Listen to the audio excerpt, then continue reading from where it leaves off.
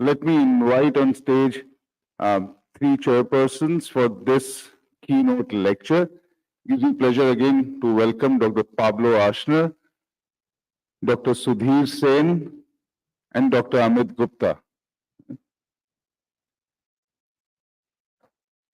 Over to you, chairs.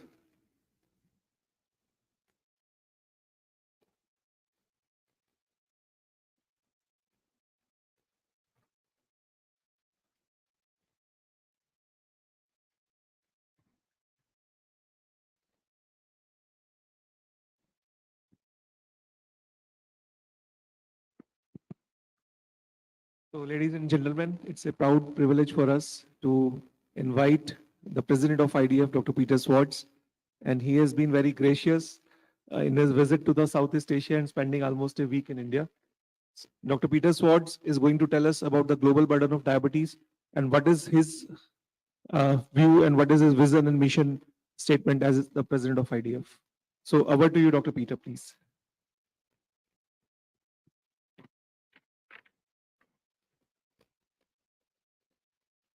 So, dear chairmen, I must say it's a great honor to be here at this Congress. It's so fascinating. If you remember the day yesterday, if we remember the evening yesterday and all the events from starting, it's a very cool event, especially the discussion we have. And in the morning, I was in the lobby and suddenly talking to one of the colleagues, and I asked, why do you like this Congress? And yeah, they talk about practice. They talk about really what I can do besides using all these drugs. And then I asked her, what are you missing at this Congress? And she was thinking and said, nothing. Everything is cool. So, and this is actually what I would like to express. It's a very cool Congress. It's nice to be here. It's nice to experience all this innovation in diabetes care here in India. I had yesterday evening, after the nice evening, a phone call with a colleague in Germany, and suddenly I said, if there's innovation coming in worldwide for the International Diabetes Federation, it will come from India because the innovation is here. Thank you very much for highlighting this topic, becoming a warrior against diabetes. It sounds a little bit aggressive, but as it was also discussed yesterday, becoming a warrior against diabetes means we are the one doing something on all the different levels, and it totally doesn't matter. Is it a politician who talks to other politicians at the General Assembly of the United Nations to do something, or is it the nurse doing diabetes education, talking to someone with diabetes risk and helping to change lifestyle? All these things are the same as important, and we have to do it. Talking about it like Amit and also Mohammed Hassanain have said yesterday, talk the talk is not enough. Walk the walk is the most important thing to do. And there is no wrong walk to walk. All walk to walk are the correct one, but doing is important. Putting it into practice is important. So a big thank you very much to all the organizers of this Congress for bringing us together, developing such a vivid environment here to discuss diabetes prevention, and thinking about the future, because I personally believe the future is totally bright for diabetes prevention. The future looks probably very different than we thought 10 years ago, than we thought 20 years ago. Technology will play an important role, and we will be in the brilliant situation to reach all the people who have diabetes risk. We will reach more people than only those having a diabetes risk. We will reach those who have a cardiovascular risk, who have a mental and behavioral risk. And I think this is a fantastic challenge to us to think about what is the right approach. When do you start? What data to use to assess risk? Because in the moment we are thinking about, okay, in many cases we have to wait until there is a diagnosis, and we discuss, is pre-diabetes or intermediate hyperglycemia, is it a diagnosis? And what does allow us to start? I would say it totally doesn't matter. Behavior is a risk factor. We all are at risk of getting diabetes. So let's start as early as possible. Let's start with the politicians to develop a healthy environment. I know it's probably more difficult in Mumbai than it is in Munich. Maybe not, because the pressure, but also the opportunities are higher here. Yeah, we often we often stop ourselves to think ahead and the third level ahead, but this is what we have to do. Actually, I shouldn't be here because this is supposed to be our president of the International Diabetes Federation. And on the mission for IDF, he passed away very suddenly, in a very sad moment. He was a physician and he also saw the risk factors, but he didn't treat himself. And so it's a very sad moment that he died on a Congress talking to 8,000 people in Brazil about prevention of obesity, went to the hotel room and died. It's a sad moment, but it gives, and I apologize for saying this, also an opportunity for me now being the next 3 years the president of the International Diabetes, and I will invest every minute, every second into IDF. I may do it different than some of the presidents in the past, but I have a deep passion and a deep mission to drive this field forward. And there will be failures on this way, but there will be success stories. And we want to learn from the failures, build on the success stories to finally build a strong, powerful organization of the International Diabetes Federation, not only being a political stakeholder, but rather being an organization, building a community for all the healthcare professionals who treat people with diabetes, but much more who prevent diabetes in those who have a risk factor or live in a risky, toxic food environment, but also being a host for 520 million people with diabetes. And probably in 3 years, we talk about 600 million people with diabetes. About myself, it was already said, if we think about what IDF is doing, we have to be honest. We have to have a solid ground in science. And of course, we all think we totally know what is diabetes. But look at this slide. This is the prevalence of diabetes, the gray, in the 80s. The blue one is increase in prevalence of diabetes due to the increase in population. It makes sense, more people, more diabetes. But the yellow and the rosé one is increase in prevalence of diabetes due to the change of our lifestyle. If you only look at the increase, 70% of the increase in prevalence is related to our lifestyle. So now, think about the lecture we had yesterday about the GLP-1 agonists and the dual and triple agonists. Is it the right way, if lifestyle is a risk factor, to wait until we detect a risk?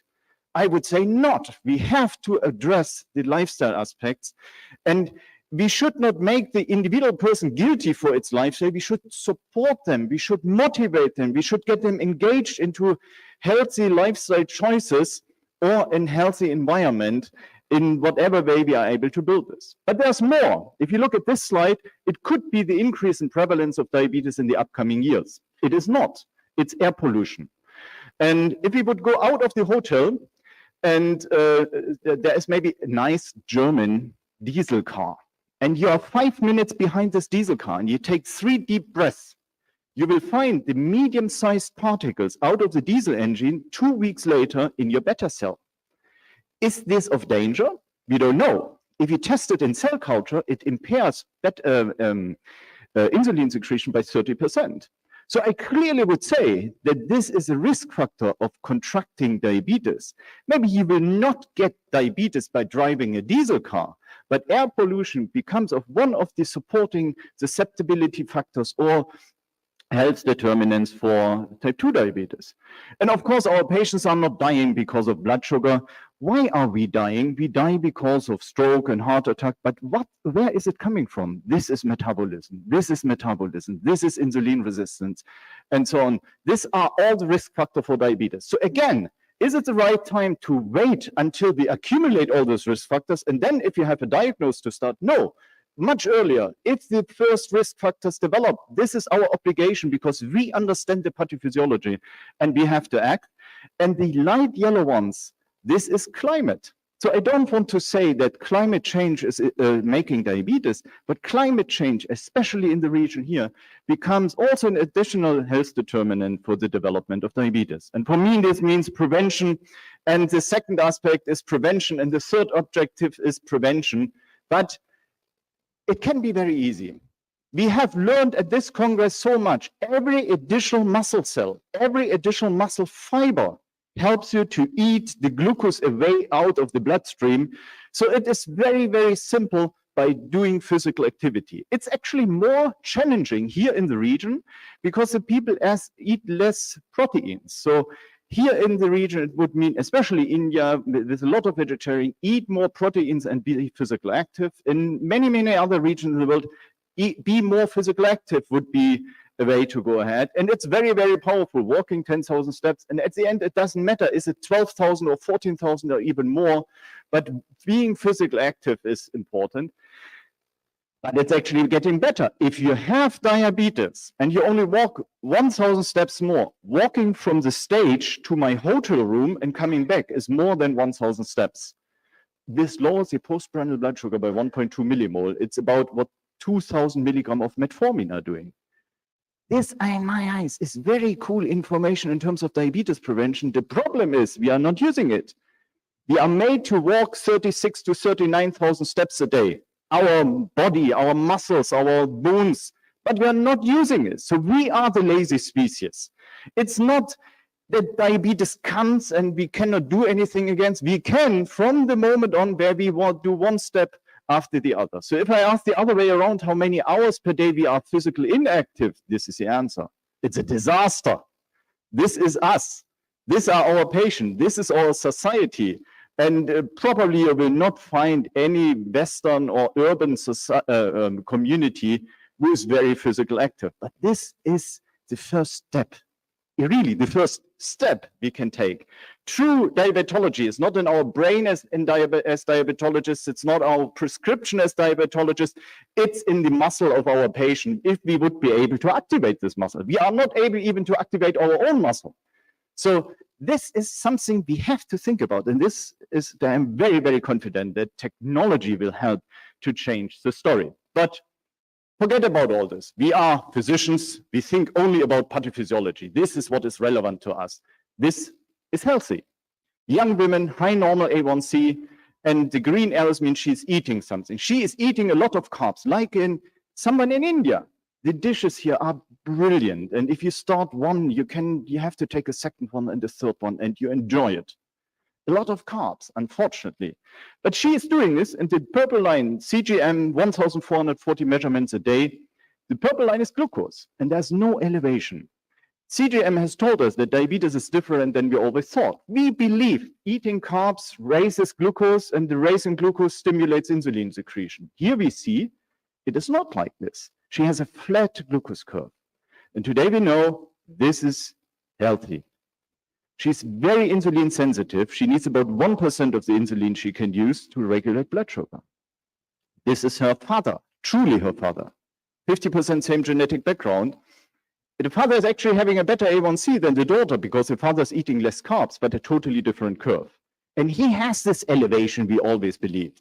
The difference to the daughter is the father is very insulin resistant. He needs about 80% of its insulin to regulate blood sugar. Blood sugar in the morning and the evening is normal, but in between there are fluctuations. And if we now think 5 years ahead, I'm very sure that this fluctuation, actually the amplitude of the fluctuation, will drive morbidity and mortality of our patient.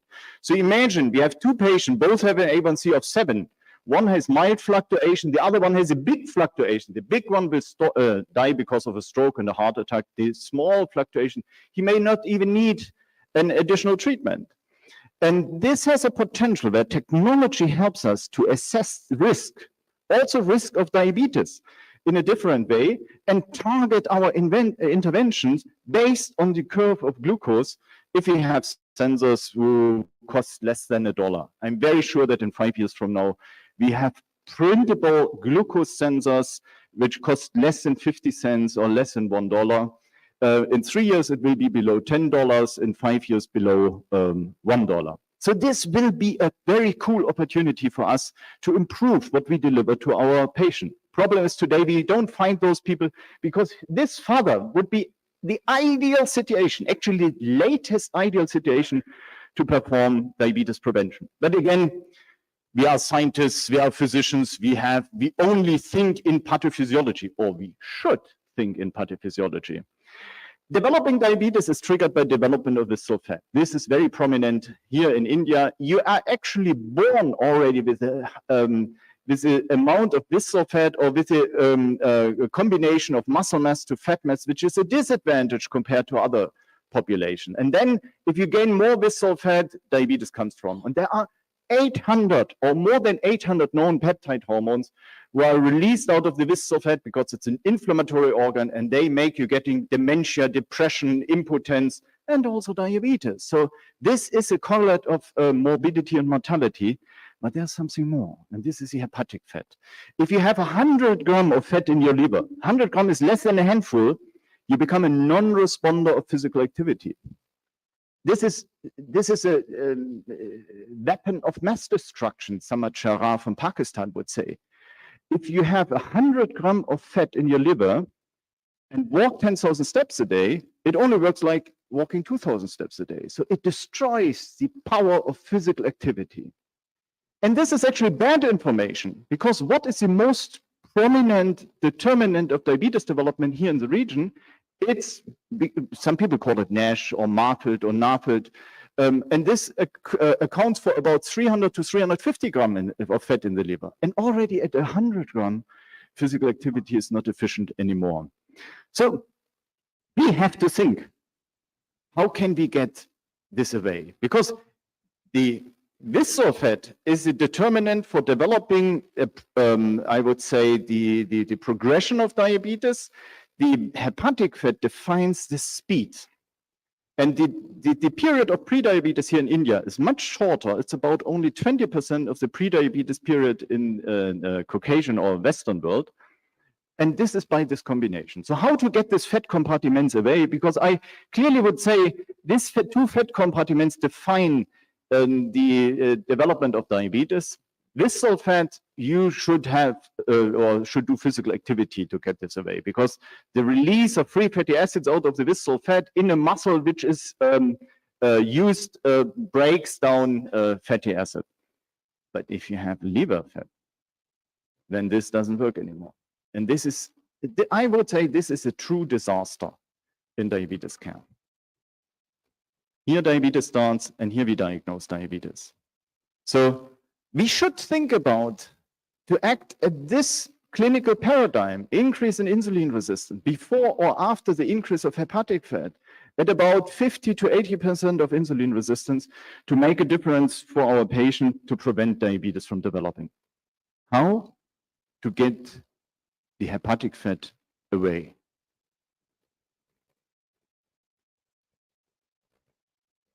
It's fasting. If you fast for 2 weeks without eating any kilocalorie, hepatic fat disappears if you have less than 150 grams. In my eyes, this is the fastest gain of health we can generate for our patient through prevention of diabetes. So 2 weeks, 0 kilocalorie, and there's no excuse. Everyone was thinking, oh, do I am allowed this and this and this? No. 0 kilocalorie, because you have to have 0 kilocalorie. There should not be any carb present, because it will destroy the metabolism. And we all know why this works. And in several lectures it has been here. And it's also the reason why the triple agonists are so efficient for weight loss. And there's one hormone who helps us to achieve this. And we all know this. It's stepbrother of insulin, glucagon. If you have low glucose and low insulin, you release glucagon. It stimulates glucagon secretion. What is glucagon doing? We use, and I would say we use narrow-minded, the glucagon only for breaking down glycogen to make glucose coming for a patient with type 1 who is having a hypo. But now imagine the glycogen stores would be empty. So low glucose, low insulin, and empty glycogen stores. What is glucagon doing then? It has only two options. And this is fascinating, because this is a hormone can break down glucose, but also break down proteins and fat. Breaking down proteins to make glucose out of it is a little bit less energy consuming than breaking down fat to make ketones out of it. So now imagine you fast and you are physically active. So then you don't break down muscle to make glucose out of it, because you use the muscle. A muscle which is used is not broken down. And then the body switches to break down fat to make ketone bodies out of it. And this is again fascinating. If you have a handful of ketones, handful of glucose, ketones contain 80% more energy than a handful of glucose. So it's like a superpower fuel for our body, especially for the brain and the heart. So we have this in us and we should use it. The interplay between these two fat compartments defines determinants of development of diabetes. Insulin signal transduction cascade, all the red substances come out of the visceral fat and block this process. This is a common soil for all the common diseases currently. And here you see the first bar, NAFLD synonym for liver fat, people without and with liver fat, and then separate by slim and being obese. And you see the obese person without liver fat has a better insulin sensitivity on the y-axis than the slim person, but having the liver fat. And we all know this kind of diabetes, a slim person with type 2 diabetes, predominantly driven by amount of liver fat. And we can reverse this. And this is Taylor, what he has shown. He didn't went up to the fasting stage, but he showed the pathophysiology. If you have fat in the liver and fat in the pancreas, it destroys insulin secretion. If you remove it, and this is the fasting, if you empty the liver from fat, you also empty the pancreas from fat, and it restores better cell secretion. And it may lead, I would say, to maybe in 50% of the cases to a diabetes remission if the diabetes is less than 10 years old. But we also have to understand our patient. Where is this disaster coming from? Whom of you likes to drink Coca-Cola? I think some should be honest in the room. Who likes to drink Diet Coke? It's better to stop this. There are 380,000 patient years on this slide, and it shows if you drink one soft drink per day, what it does with your diabetes risk. If you drink water, it's not increasing diabetes risk. Water seems to be a very healthy drink. I hope this is not a surprise. If you drink an orange juice, in fact, there are a lot of oranges printed on the label, but no orange in the bottle, 40% like the normal Coke, 40%, but Diet Coke, 60%. How can the Coke without sugar make more diabetes than the Coke with sugar? And the answer are the artificial sweetener, because they change the microbiome. By drinking 1 can of Diet Coke, I apologize for using a label of a company. Once happened that a person from Coca-Cola was in the room. He was a little bit disappointed. But if you drink 1 can of Diet Coke per day, you exceed the threshold of accumulating artificial sweetener. There are 38 artificial sweetener available worldwide. 36 does that they change the microbiome. And the disaster is not the change of microbiome. There are 14 different germs invading the gut. The disaster is this bacteria produce fatty acids, and they are maximal saturated. And it's basically their stool of this bacteria. Now you have billions of this bacteria in your gut. They produce this fatty acid. You accumulate them through the gut like the fat from a paneer or a tiramisu. And where does this fatty acids land? In the liver. So artificial sweetener, change of microbiome, at the end you accumulate liver fat. And the final curve is you develop a non-response to physical activity. We don't fully understand how this non-response is coming from, but it's probably fat accumulation also in the myofibrils in the muscle cell. And so this is the devil's circle in terms of developing diabetes. But there is a lot of hope. And I already mentioned technology will help us to achieve this. The mission of the International Diabetes Federation is not to change everything. My deep mission is, and if I say my, I mean the International Diabetes Federation, consisting of 242 member organizations and a lot of people who have a very, very deep passion for diabetes, is addressing the need of people with diabetes. And how to do it, I want to be in the pocket of every diabetes patient. Who is in the pocket of every diabetes patient? It's Google, it's YouTube, it's Meta, it's Alphabet. And they reach every one of us. Now, using digital technology to reach the patient in the moment where the patient has a question, to reach the patient where they are, could be a cool opportunity. But we are scientists.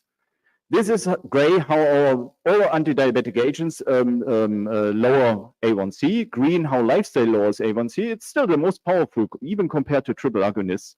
And blue, how digital tools lower A1C, young, middle young, and old digital tools. And what are young digital tools? Smartphone-based apps. Now you could say, Peter's president, it was interesting until now, but now how can a smartphone-based app lower A1C? It's not a drug. So he's crazy. The answer in my eyes is very simple. We are in the pocket of our patient. We never have been so close to our patient than being in the pocket.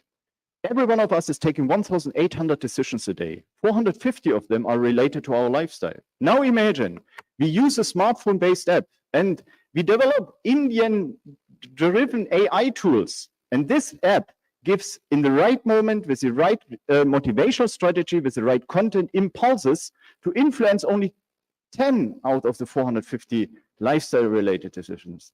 But over the period of 1 year, every day, we can translate this to 10 kilogram of weight reduction.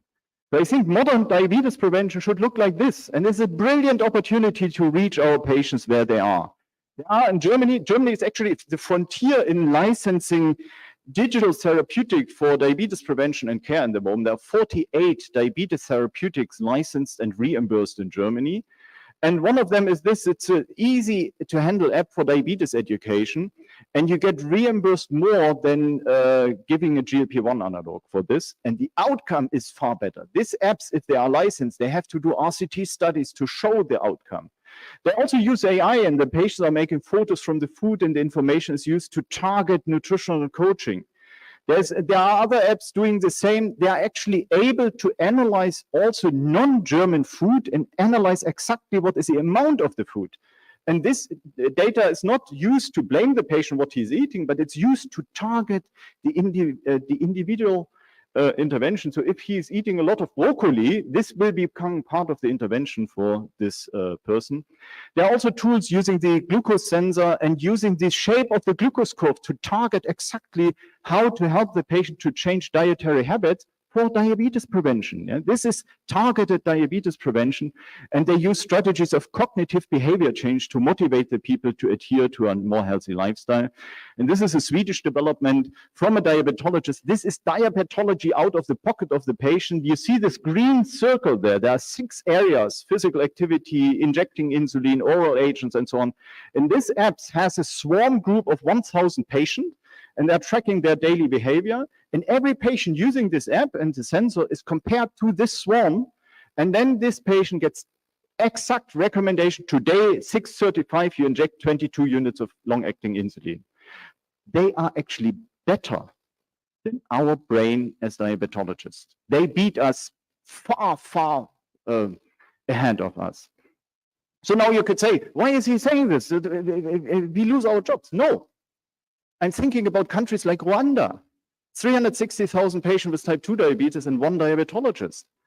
A digital infrastructure which is better than in Germany. So these are the places where such digital tools can be of a lot of benefit by using AI and open language models and neural network to analyze the glucose curve, the glucose shape, the different parameters of the patient, and to target recommendations for them. And let's now think ahead even more.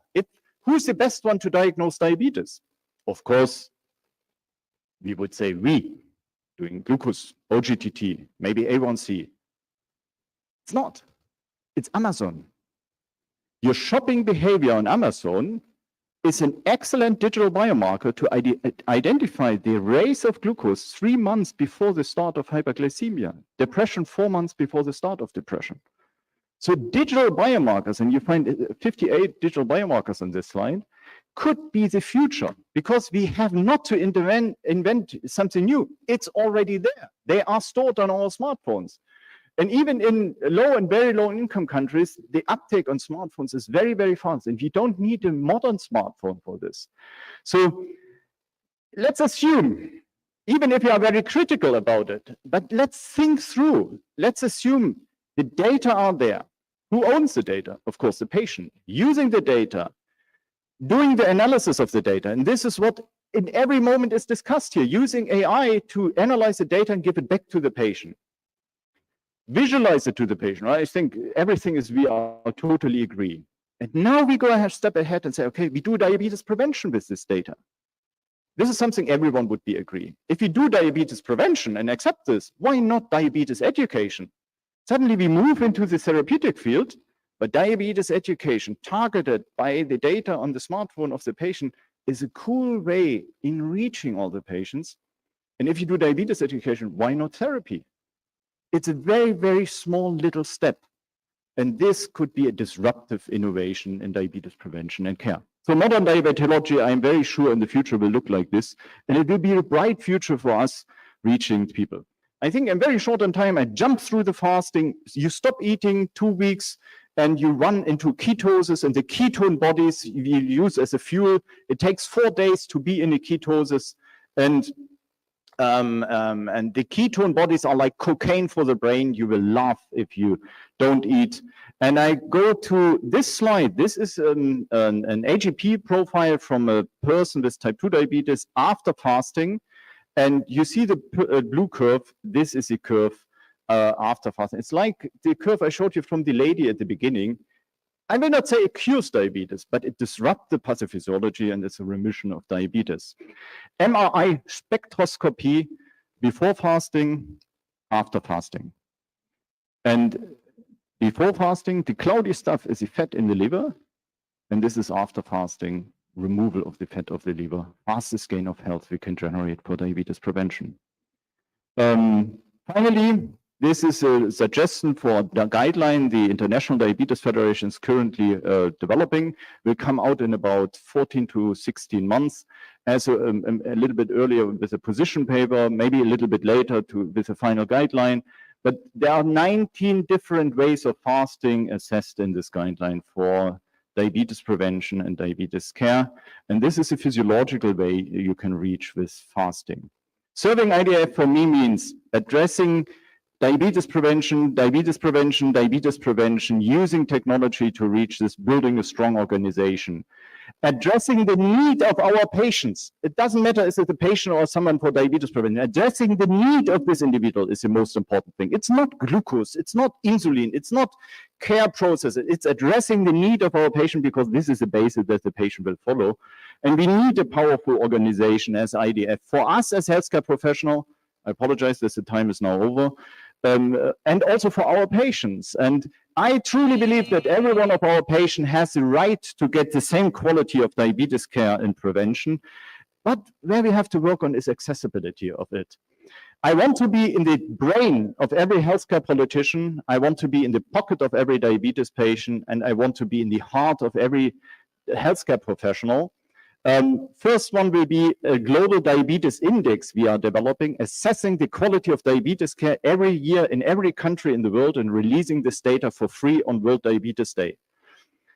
Maybe the first year politicians will ignore, but the second year they say, oh, in my neighboring country, the quality of care improved. In our country, went down by 1%. It will score up to 100. This may build a momentum to change.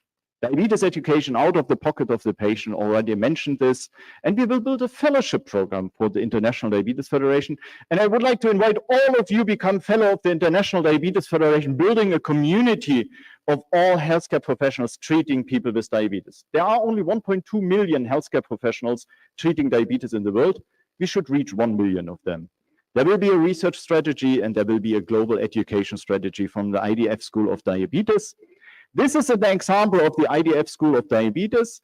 For all the fellows of the International Diabetes Federation, all training from the IDF School of Diabetes will be free. In the future, there will be up to 1,000 modules of diabetes training for professionals. So it's a professional school. And it will be also a master training program where you get a master of diabetes management and a master of NCD management, online accessible for the colleague in Congo who never has the money to come to a congress, but he gets access free to the resource of all the high quality of diabetes education. There are also prevention courses at the IDF School of Diabetes. So if you want to become a prevention manager, go there, assess it. This is the goal for the International Fellowship Program of Diabetes. There will be the fellow of the IDF. There will be a senior fellow. These are those, probably most of you, having 10 years experience in diabetes care. And we will use you to be a mentor for the young colleagues. We will use you to develop modules for the IDF School of Diabetes. And if you have your smartphone in your hand now, you can scan this code And with this code, and it will come also on the next slide. And with this code, you can register your interest for the fellowship program of IDF, because this will start before the RSSDI meeting in November here in India. The senior fellowship program I already mentioned. This will be the Diabetes Hub IDF Connect. It's in kind of a flower.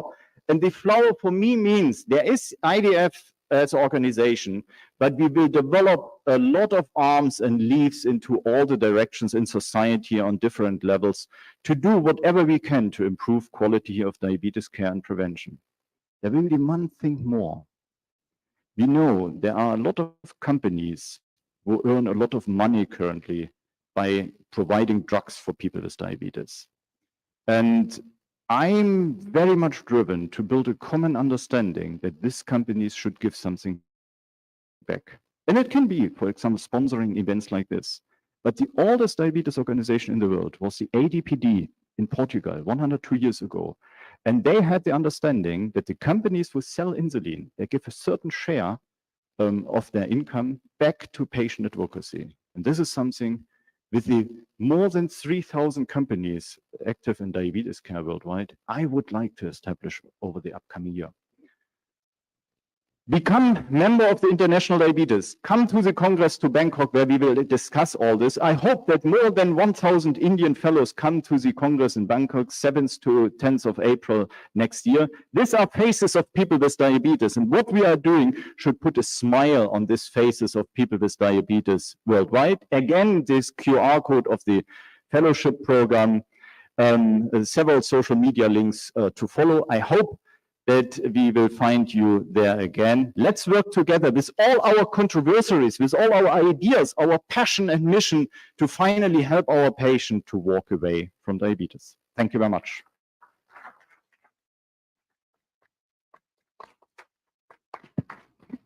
Thank you. Thank you, Peter. Wonderful talk. I'm sorry that we didn't have this talk before breakfast, or even better, instead of breakfast. And I think we all are glad that you are now our president in the right moment, because it's going to be a real disrupting presidency, and world, diabetes world will change with you. Thank you. Thank you very much. Thank you. May I request Dr. Peter to be here and the chairpersons? No questions for this keynote lecture, but I think it has been pretty clear, but we want to felicitate him once again for being here with us.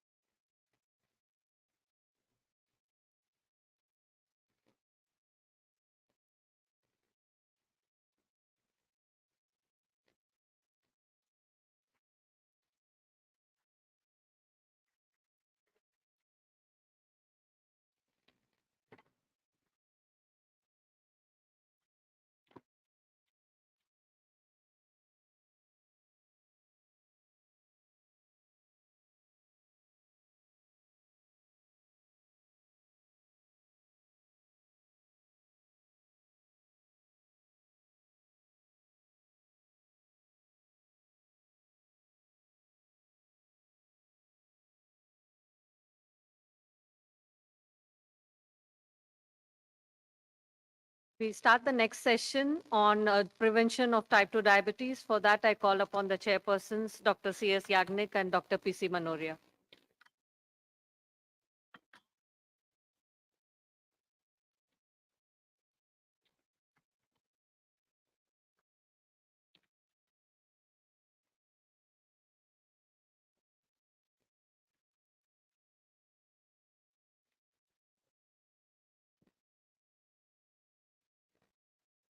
Good morning, everybody. It's our pleasure to start the session on prevention of type 2 diabetes after Peter's brilliant sort of talk. And I look forward to a very interactive session. First talk is by Noel Barengo, and he's going to tell us about elaborating and validating risk scores for diabetes and cardiovascular disease. Thank you. Good morning, everybody. It's not easy to talk right after Peter's talk. But again, thank you so much for having me invited to this meeting. I'm going to talk. My title originally was How to Elaborate and Validate Risk Scores for Diabetes and Cardiovascular Complications, as we already had a very excellent talk by our colleague from Denmark, Dr. Knut. So I'm going to try to build up upon his talk, maybe a couple of additional information and from different perspective. But in the next 20 minutes, and I'm going to try to go through the validation of diabetes screening tools, a couple of additional examples, some examples of implementation of risk scores in the population primary healthcare. Also going to talk a little bit on unsolved question challenges and then some conclusions and recommendations. I mean, we have seen this many times during this conference, the prevalence of diabetes in adults in different words. And I think we are really, I mean, we know that we have to try to find a way how to identify people with previously undiagnosed diabetes. This is basically what we try to do, right? We have a general population. In the general population, we have a high-risk population with prediabetes. We have people with previously undiagnosed diabetes and people with known diabetes. And as you see that there's one part of the people we try to identify by existing risk scores combined with diagnostic tests. So how do we detect people at high risk for diabetes hyperglycemia? We have basically two options. We can have a one-step strategy. We could doing diagnostic tests in everyone like OGTT, fasting glucose, 1 hour, 2 hour post-challenge glucose, HbA1c, random capillary glucose. Probably if, as mentioned in a previous talk, is easily accessible, it doesn't cost much having diagnostic tests at once. And if the prevalence is really high of prediabetes and diabetes, that may be an option, but it's also could be very, it could cost a lot of money. The other option is a two-step strategy using a diabetes risk scores followed by diagnostic tests. So in order to find out who mostly benefits from diagnostic tests, probably a lot of people among us, we're not at risk or they're not at risk of diabetes, and doing diagnostic tests, probably measuring glucose values wouldn't probably be the right approach. So these are two strategies we basically have. Now, when we do screening for diabetes, we can use the Wilson criteria for screening. And this shows that basically the condition should be an important health problem. I think in diabetes, we're all convinced, yes, that it is an important health problem. We have to have knowledge and a natural history of the condition. Again, I think there's really no doubt that we know the natural history of diabetes. There has to be a recognizable late and early symptomatic stage. Again, we know in diabetes that we fulfill this point. There should be a test that's easy to perform and interpret, acceptable, accurate, reliable, sensitive, specific. You're going to see that we have these tests. And also there should be an accepted treatment recognized for these. Again, I think we can all agree that diabetes fulfills all these first 5 points of Wilson criteria.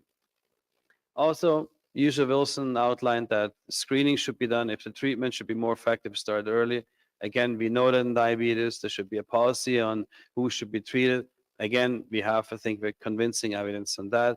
Diagnosis and treatment should be cost effective, and case finding should be a continuous process. I think in case of diabetes, we fulfill all of these criteria set by Wilson. So the objective screening is we'd like to know what's the probability that people with positive tests have diabetes.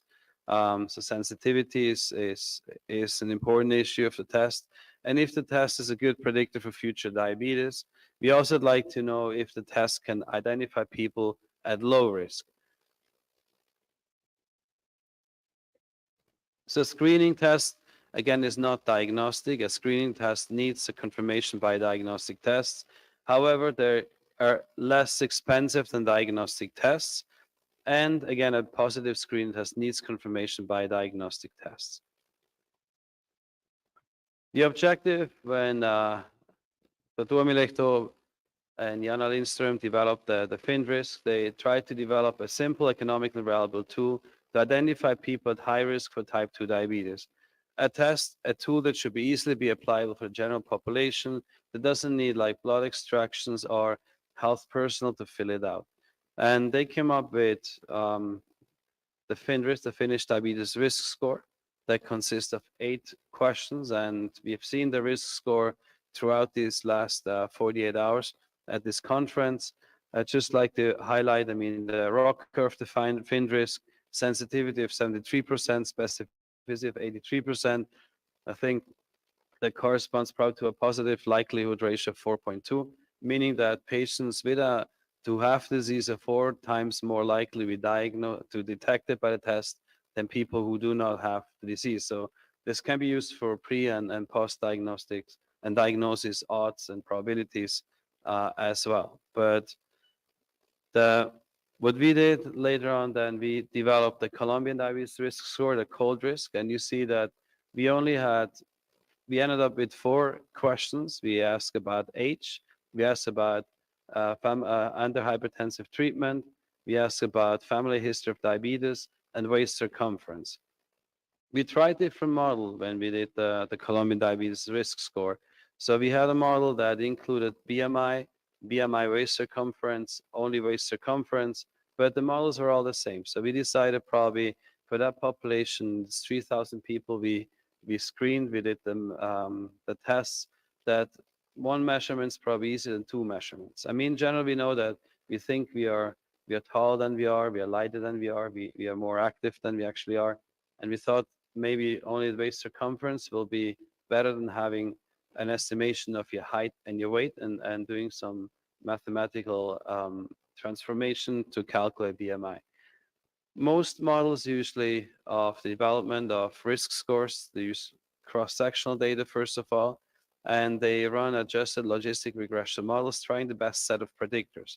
So these predictors gives you beta coefficients or odds ratios, and all these risk scores basically transform the odds ratio of the beta coefficients into the scores. And that's what also was mentioned in previous talks. So the risk factors of diabetes are the same in different populations. What changes is probably the weight. And if adding variables, removing variable, depending which way remain the model, so the relative weight in the risk scores, they usually change. When we compared the ROC curve of the Colombian diabetes risk score, we realized actually they were very much the same than the original Finnish diabetes risk score, or the LA, which is a Latin American risk score that uses different waist circumference cutoff values developed by Dr. Oshner. But the curves were more or less the same.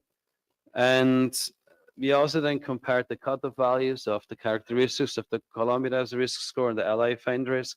And these are the results we had. For a probably cutoff value of 4 of the cold risk, we had a sensitivity of 73%, specificity of 67%. For the LA FIND risk, probably the best cutoff value, we can argue maybe between 9 and 10 probably to maximize sensitivity and specificity. But these actually questions are very much the same. So we could maybe sometimes ask in that population, if there are no resources to validate a risk score, then maybe the Finnish diabetes risk score works pretty well as a starting point. We can always work then increase or decrease the cutoff values according to the experience we have when developing, when we have the results of the diagnostic tests. We also worked with Dr. Sudir on the Mauritius diabetes risk scores many years ago, and we ended up with 4 different predictors in the model: age, BMI, waist circumference, and family history of diabetes. The Mauritius diabetes risk score had an area under the curve of 70%, and another, like an example, how this risk scores are done.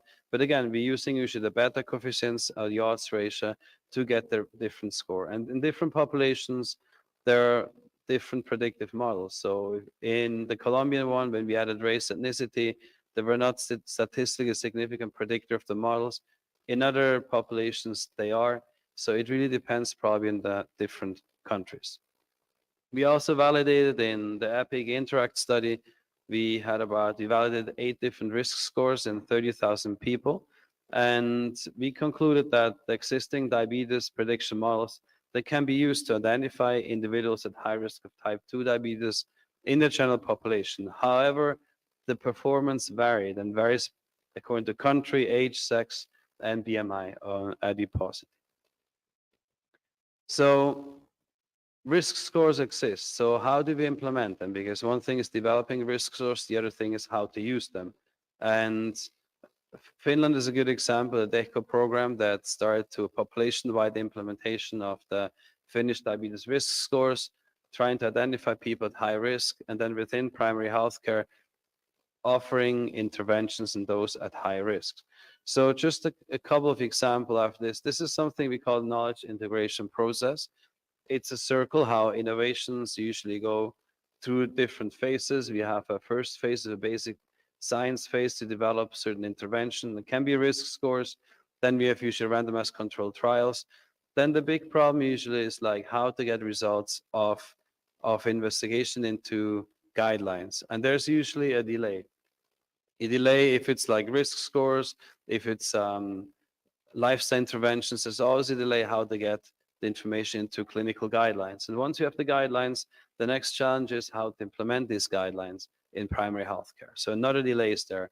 And once we have the guidelines implemented, then we need to reevaluate them. We like to calculate cost effectiveness and trying to find out if it has any impact on our patients and our population. And that's just a circle. This can lead maybe to new innovations afterwards that go through the entire cycle. So most innovations or interventions developed, if it's screening, if it's vaccinations, if it's pharmaceutical treatment, lifestyle intervention, they usually go through this knowledge integration process or implementation science cycle. I'm not sure how good your finish is, but this is like the number of FINRISK filled in and stored in web page like between 2005 and 2009. So FINRISK disseminated through a web page. You see like usually the spike on the right hand side is the International Diabetes Day. So it's an easier way how to disseminate the Finnish risk score, any risk score through a web page. We also in the DE plan, where actually some of us who worked on DE plan, we are here. And I know recognize many familiar faces of our project. So within the DE plan in Europe, many years ago, we distributed more than 200,000 FINRISK throughout Europe. We identified close to 10,000 people at high risk and more than 6,000 people entered intervention. As mentioned, screening only makes sense as you offer intervention those identified at high risk. So Xavi Cost later on, then with him, we published a paper using data from some of the centers. Some used population data, other used like opportunistic screening strategies. Strategies how to screen for people at high risk included like patients may visiting healthcare centers, volunteers recruited by mass media or from registries from obesity. We also in Lithuania, they used us in population registry to identify people at high risk. Healthy volunteers recruited in GP clinics. You can recruit them in pharmacies. So I think there's really no limit where we can develop or disseminate the risk scores if you use some sort of creativity. And we know that mobile health technology probably is a huge help as well in disseminating the FINRISK. In the DA plan, in these 8 centers we include in this study, that we realized that we see the bar chart here with, according to the points, men and women, men in blue and red women, about how many are identified in the different risk categories according to the FINRISK. So we saw that actually a surprising amount of people that are high risk in that population. There's the Field for Diabetes study, which is a recent study. They used a strategy that they screened at schools, children, their parents, basically in 11,000 school children, they submitted the FINRISK to their parents, so that 20,000 parents screened FINRISK. In the second stage, and while the children had like anthropometric measurements, the second stage then out of the 4,000 people, I think 4,400 people that were positive for screening, about 3,000 parents that came to diagnostic tests later on. So it's another way how to disseminate the risk screening is through the schools, through the children, and reaching their parents. The results from Colombia, we screened 15,000 people in Barranquilla. We had at that point about 5,000 people at high risk, more than 13 points.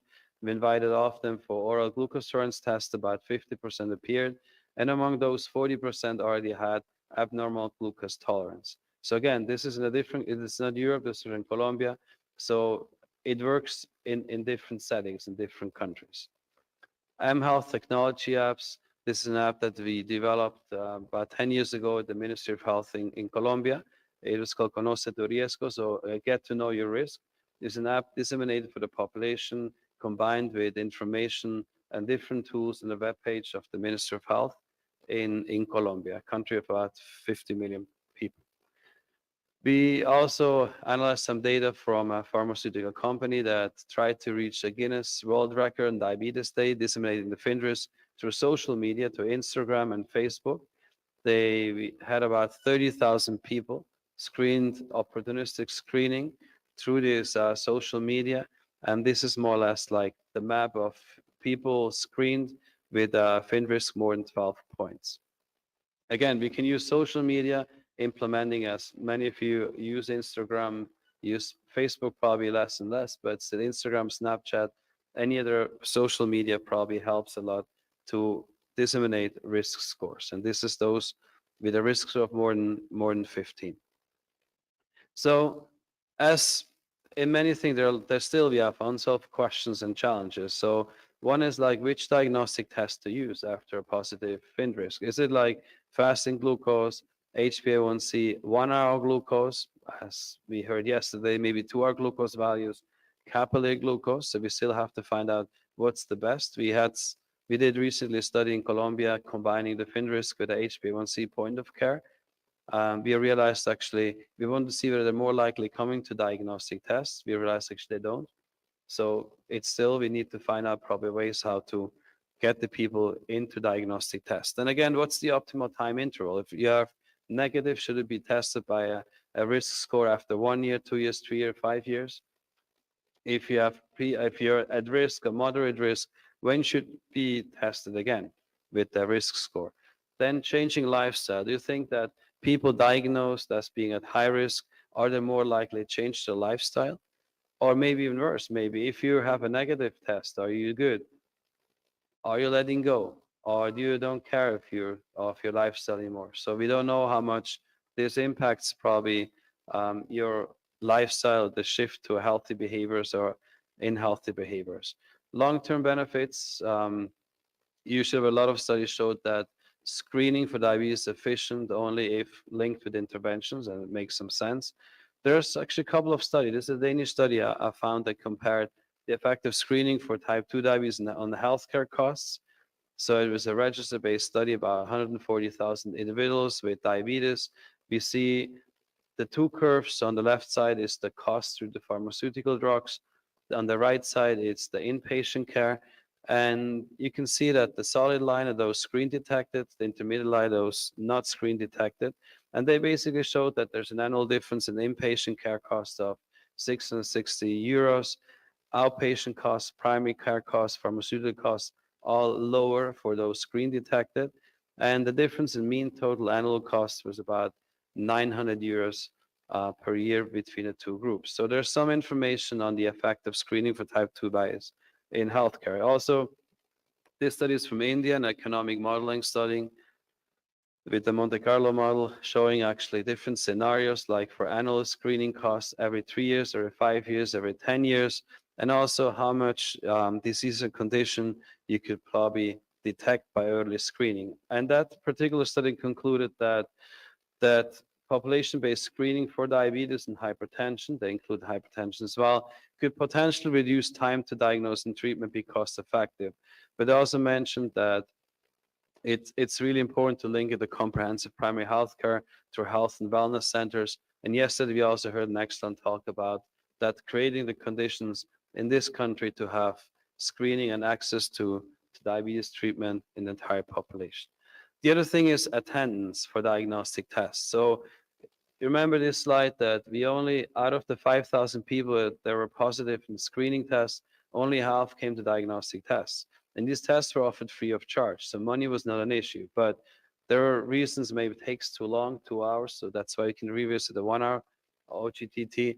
Other reasons, maybe security, no time. So really have to find out how to get those people who screen positive to the lab, to diagnostic tests. We can use maybe mobile health technology for that. In the field for diabetes study, it was about 70%. So we still lost 30%, but didn't appear to the diagnostic screening tests. To conclude, that we have validated screening tests. So the relative contribution of each of the elements is different, depends on the different populations. They have usually rather good areas under the curves and sensitivities and specificity. They have been implemented through various ways throughout the world. Through social media, through opportunistic screenings in general practice, in pharmacies, population health, wide screening activities, and still some challenges exist in regard like monitoring attendances, short long-term benefits, cost effectiveness, and implementation, getting these tests into clinical practice guidelines, implement them throughout the primary healthcare system combined with interventions and targeting a lifestyle in those pre-diabetes. And with this, I conclude my talk. Thank you very much.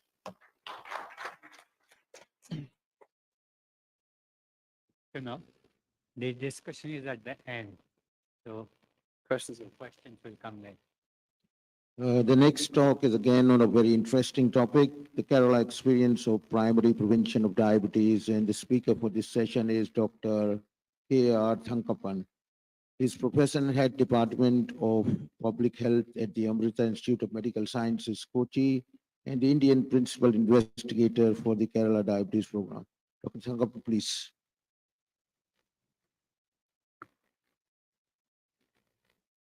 Yeah. Okay.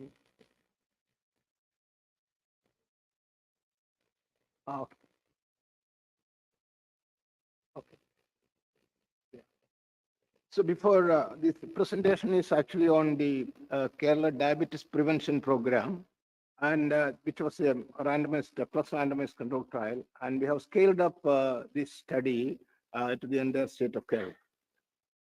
So before going to the actual study, so let me explain some of the selected health indicators for Kerala and India, just to see how Kerala performs in India.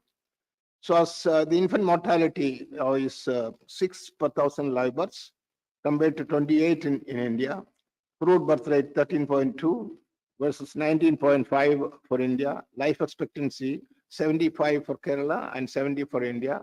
And you look at the diabetes prevalence, 25.5 compared to 11.4. So you can see Kerala has the highest prevalence of diabetes among the largest states in India. So the Kerala Diabetes Prevention Program was a cluster randomized control trial. So the diabetes prevention programs in Finland, USA, and China have demonstrated a reduction of type 2 diabetes mellitus incidence between 42 to 58%. In the Kerala Diabetes Prevention Program, after a median follow-up of 24 months, diabetes developed in 17.1% of 507 control participants and 14.9% of 500 intervention participants, not significantly different. The incidence of diabetes in the IGT, impaired glucose tolerance group, subgroup was significantly lower in the intervention group. So compared with the control group, intervention participants had a significant reduction in major cardiovascular risk factors and significant increase in the physical functioning score of the health-related quality of life. So this was some of the major findings of the study. So we adapted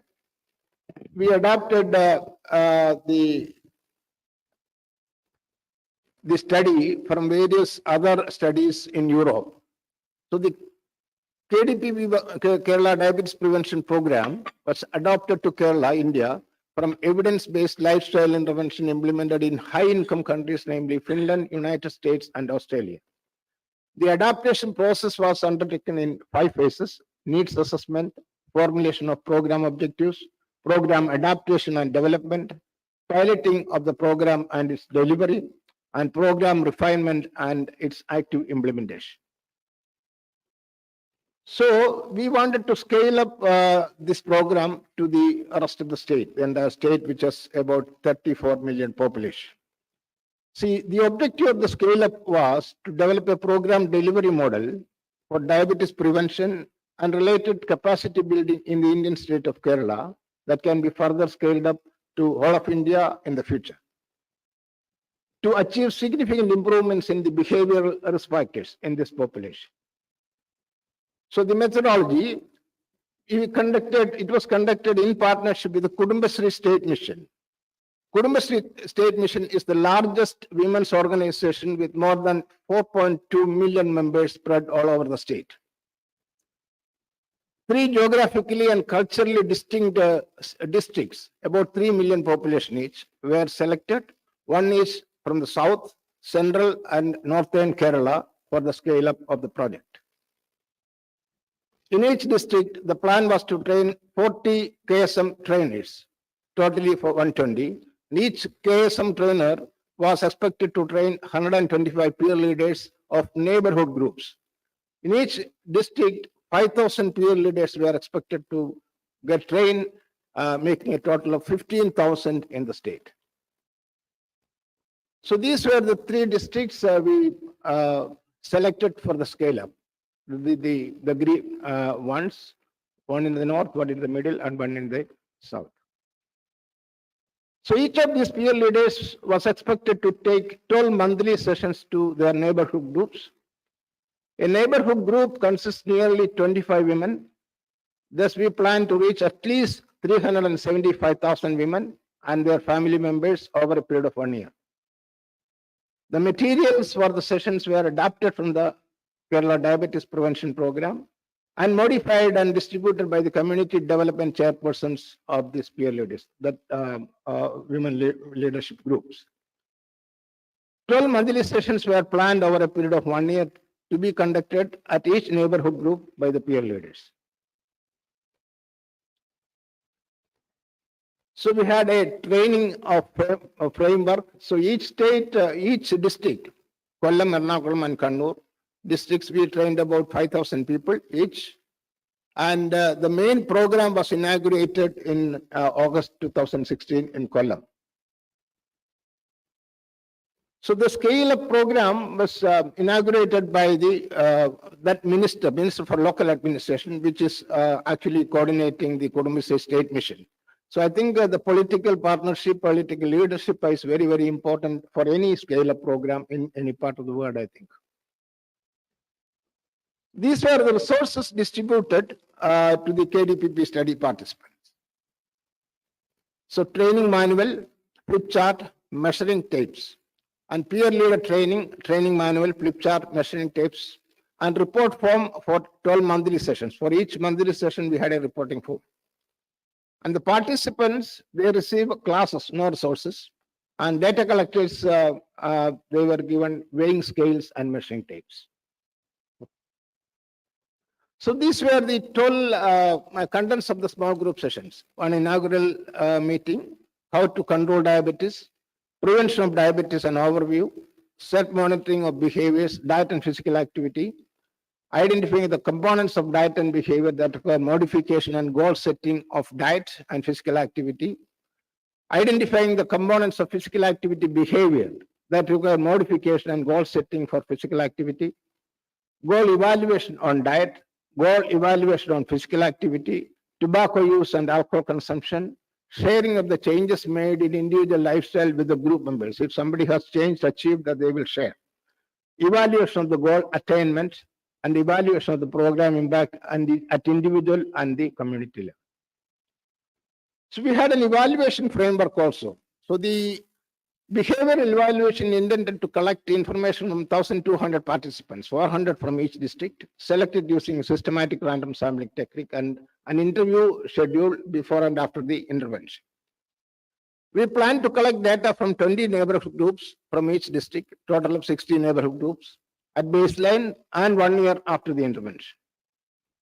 All the participants, women and their family members, from each of these selected neighborhood groups were contacted to participate in the behavioral evaluation.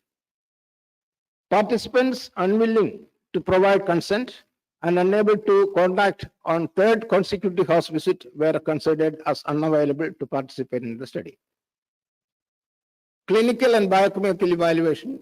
Out of the 60 randomly selected neighborhood groups in 3 districts, where evaluation of behavioral risk factors were done, 24 neighborhood groups were randomly selected for blood test and clinical measurements. At least 13 individuals, 7 women and 6 men. This neighborhood groups basically consists of women. So that was 7 women and 6 men. And per neighborhood were randomly selected for this purpose. So 387 participants enrolled for the baseline study and 321 individuals participated in the post-intervention evaluation. All the measurements were taken free of cost at mobile clinics. So these were the measurements that we did. Demographic measures: age, sex, education, occupation, and monthly household expenditure. Scalability, reach, effectiveness, adoption, implementation, maintenance framework. Behavioral measures: physical activity, modified global physical activity questionnaire, tobacco use, WHO steps question, alcohol use, also WHO steps question, a diet modified food frequency questionnaire, clinical measures: waist circumference and weight, biochemical measures: fasting blood sugar, 2-hour OGTT, lipid profile, cholesterol, total cholesterol, HDL, LDL, triglycerides. So these were the outcomes. Scale up reviewing framework: incidence of type 2 diabetes mellitus, fasting blood sugar, 2-hour OGTT, and secondary measurements: glycemic control, fasting glucose, post-load glucose, lipid profile, and behavioral measures: diet, physical activity, tobacco use, and alcohol use.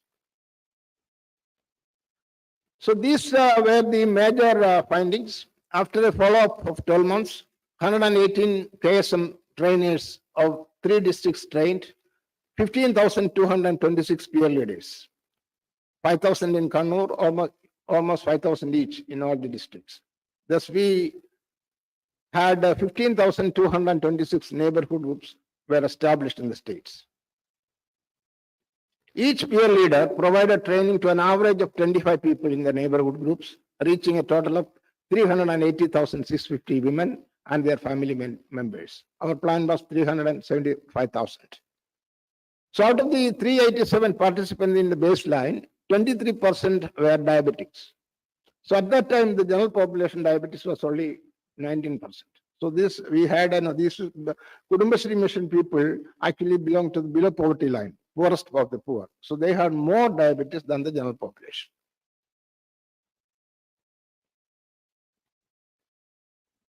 So compared with the baseline evaluation, post-intervention evaluation showed a reduction in alcohol use, men only, because in Kerala and mostly in India, alcohol is a male behavior, not a female behavior. Body weight was reduced, waist circumference reduced, and total cholesterol also reduced, borderline. A greater increase in fruit and vegetable intake and the physical activity was also increased. So what was adapted to the new context? So some emphasis on peer support through group rather than individual contacts. Group members were mostly women, and the effort was to change the behavior through women. Men participation was limited. Dietary behavior can be better implemented through women in Kerala. I think mostly in India also. How was the adaptation process conducted? Formative evaluation, interviews with the professionals, administrators, and those with diabetes. State level steering committee was constituted with the Director of Medical Education, Director of Health Services, Kudumbashree mission state leaders, experts in the area of diabetes management, physical activity, nutrition, tobacco use, and alcohol use. And also district level implementation committees, the district panchayat president with the local government, district KSM mission coordinator, KSM district leaders, secretaries of accredited training groups of KSM. These were the members of the group. How was the adaptation and implementation evaluated in the new context? First level of the effectiveness of the scale-up. This was done through the number of peer leaders expected to be trained and actual number trained. So the number of sessions conducted by each peer leader in each of the 15,000 neighborhood groups. Number participated in each of the neighborhood groups, both men and women separately. And second level of change in the risk factors, change in behavioral risk factors after 1 year of intervention, change in clinical and biochemical risk factors. So the major learning so far, how would you do things differently in the next time? Scale-up was successful and reached 15,000 peer leaders and their family members. Evaluation of the outcome was found to be difficult as we were unable to collect majority of the feedback forms from the field. So we had tried a video feedback system, VFS, voice feedback system, to monitor the effectiveness of the monthly sessions. And it was found to be difficult because in the mobile, as I said, they were all belonging to the below poverty line, poorest of the poor. And the mobile phones reach was very high, but they could only receive messages. They could not give back any feedback. So that was a difficulty. So next time we should focus on feedback forms at the beginning and reiterate during the implementation phase. Integrate the intervention program with the government health system, particularly with the lower level functions such as the accredited social health activist.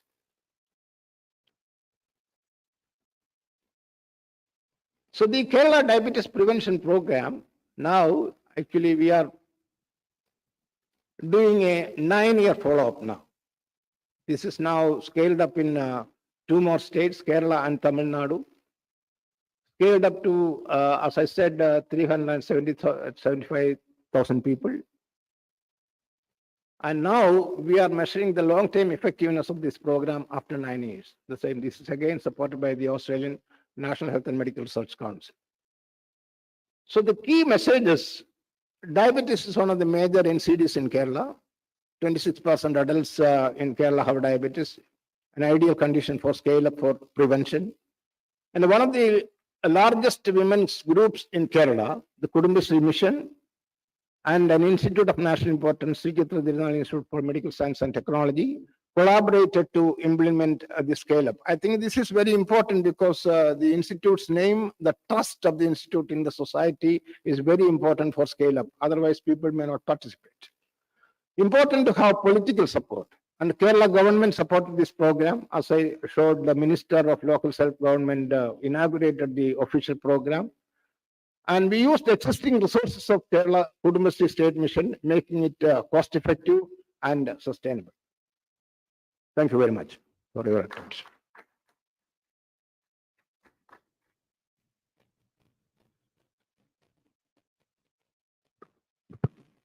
We'll go to the next speaker, Juan Pablo Frias. He is going to tell us something very interesting, how to prevent fatty liver in diabetes and pre-diabetes.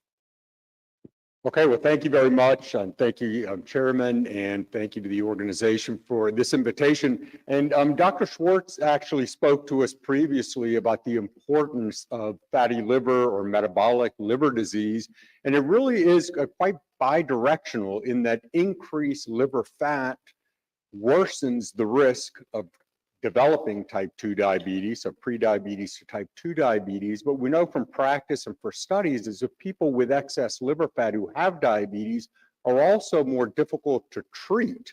And the diabetes itself makes the metabolic liver disease or the fatty liver disease more progressive and more aggressive, if you will, in the progression from simple steatosis to MASH, so hepatitis, and the progression to fibrosis and decompensated cirrhosis as well. So it really is bidirectional. It becomes even more important to prevent, but also in people who already have significant steatosis. And this is another sort of prevention angle I will take to prevent the development of fibrosis. So here are my disclosures.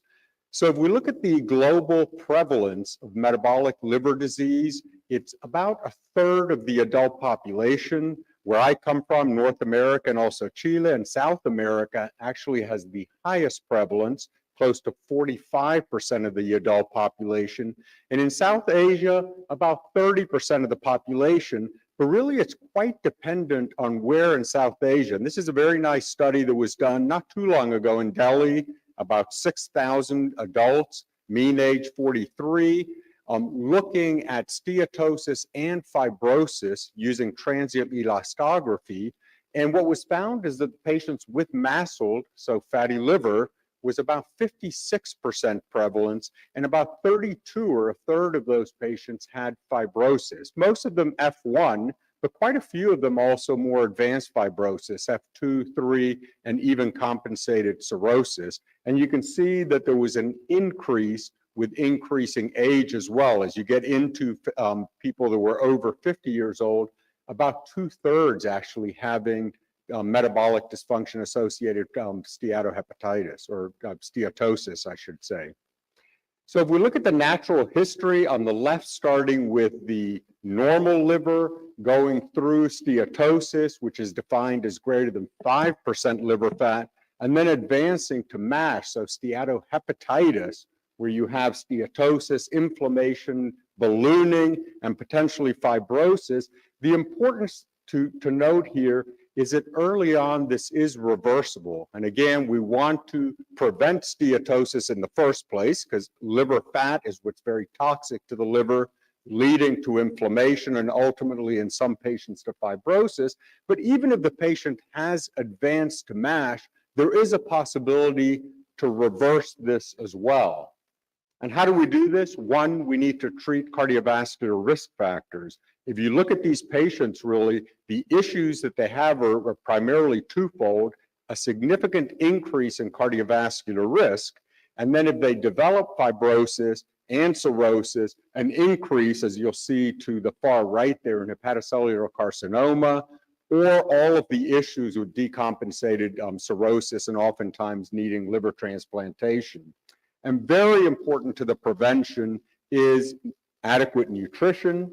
So, and I think it's important to note there, it says culturally appropriate Mediterranean diet, exercise as well, at least 150 minutes of moderate intensity exercise as a minimum per week, and weight reduction. And I'll show the importance of weight reduction that hopefully patients can achieve with, I don't know, I find it a little impractical, probably the 2-week fast, but certainly could achieve with nutritious diet and exercise. But if not, oftentimes pharmacotherapy is needed. And this really is the diet. And again, very difficult to follow. Most of my patients are Hispanic, Mexicans in Los Angeles, very high carbohydrate diet. This is not what they eat, so we need to make it culturally appropriate, but certainly we need to integrate exercise to the extent possible. So I wanted to go through a case of a patient of mine in the clinic. This is a 64-year-old Latino man. He was seen in the clinic for type 2 diabetes, which he'd had for 14 years, with a number of comorbidities from his diabetes as well, and had incidentally had an ultrasound, a right upper quadrant ultrasound, about 3 months before coming to see me, which showed increased echogenicity and increased liver fat. And this is often the way that we diagnose these patients, but I can tell you that an obese patient with type 2 diabetes almost inevitably at least has steatosis, greater than 5% liver fat. Very active man with no alcohol intake. You can see his diabetes regimen there: metformin, insulin glargine. He's also taken atorvastatin. BMI is 34, and very poorly controlled diabetes with an A1C of close to 9%. Now, again, I'll go back to the importance when we're looking at patients like this on determining whether they have what we call at-risk MASH or significant fibrosis, because fibrosis is the most important predictor of the patient's prognosis, either for liver-related complications and also for cardiovascular disease. So I consider myself a primary care physician. I'm an endocrinologist, diabetologist. I think these guidelines from the American Gastroenterological Society and many other societies, whether it's ACE, ADA, probably your local societies, are very good for the primary care physician in identifying which patients should be seen by the hepatologist. So if we have a patient that's at high risk, and this is almost any patient that walks in the door in my clinic, so 2 or more metabolic risk factors, be prediabetes, dyslipidemia, hypertension, overweight or obesity, if they already have type 2 diabetes, or if they have, or I should say, if they have steatosis on imaging, so already some evidence of increased fat. My patient had all 3 of these. We need to take a history, obviously. Alcohol history, very important. And many patients have both alcoholic and non-alcoholic liver disease. And then we need to, or we should calculate a FIB4 index, which is very simple based on age, aminotransferases, so ALT, AST, and the platelet count. And this will give us easily a score, which is either on your left here, less than 1.3, low risk. These patients can generally be followed in our clinic. On the right, they're high risk. This is high risk of having significant fibrosis. These patients should generally be referred to the hepatologist. And generally where my patients end up falling, unfortunately, is in this intermediate risk. If they are intermediate, the recommendation is to do elastography if it's available. There's some other tests that can be done as well, or they can be referred to the hepatologist as well. There are many apps out there that I think are excellent. This is one of many in which we can calculate, or with which we can calculate the FIB4 index. For our particular patient, we got these labs, normal renal function. You see the lipids were quite good with atorvastatin, mildly elevated aminotransferases. Now, most of these patients will actually be in the high normal range, so you don't have to have elevated ALT or AST, as you know, but quite low platelet count. And when we used the app to calculate the FIB4 index, turned out to be 2.5, fell into the intermediate range. We're very fortunate to have transient elastography or fiber scans in our clinic, which we do on everybody. And we found what's looked at here is what's called the cap up there, which you see is 400. That's as high as it gets. So he has a lot of liver fat, which we already knew, but the liver stiffness measure, 9.6, if you notice on the previous slide, puts him also in the intermediate to high range. So this patient probably has significant fibrosis, and we need to treat cardiovascular risk as well as body weight is a very good option, but maybe medications to try to reverse the fibrosis as well. Now, as I mentioned before, metabolic liver disease, much more common in people with type 2 diabetes. Actually, the latest estimates globally, about 65% of patients with type 2 diabetes have MASLD, and it is much more aggressive. So more of these patients have MASH or steatohepatitis, and more of these patients progress to advanced fibrosis as well. What can we do? The key in these patients, those that are obese, is weight reduction. And we can see here with 5 or 10%, you can get improvement in steatosis, so defatting the liver.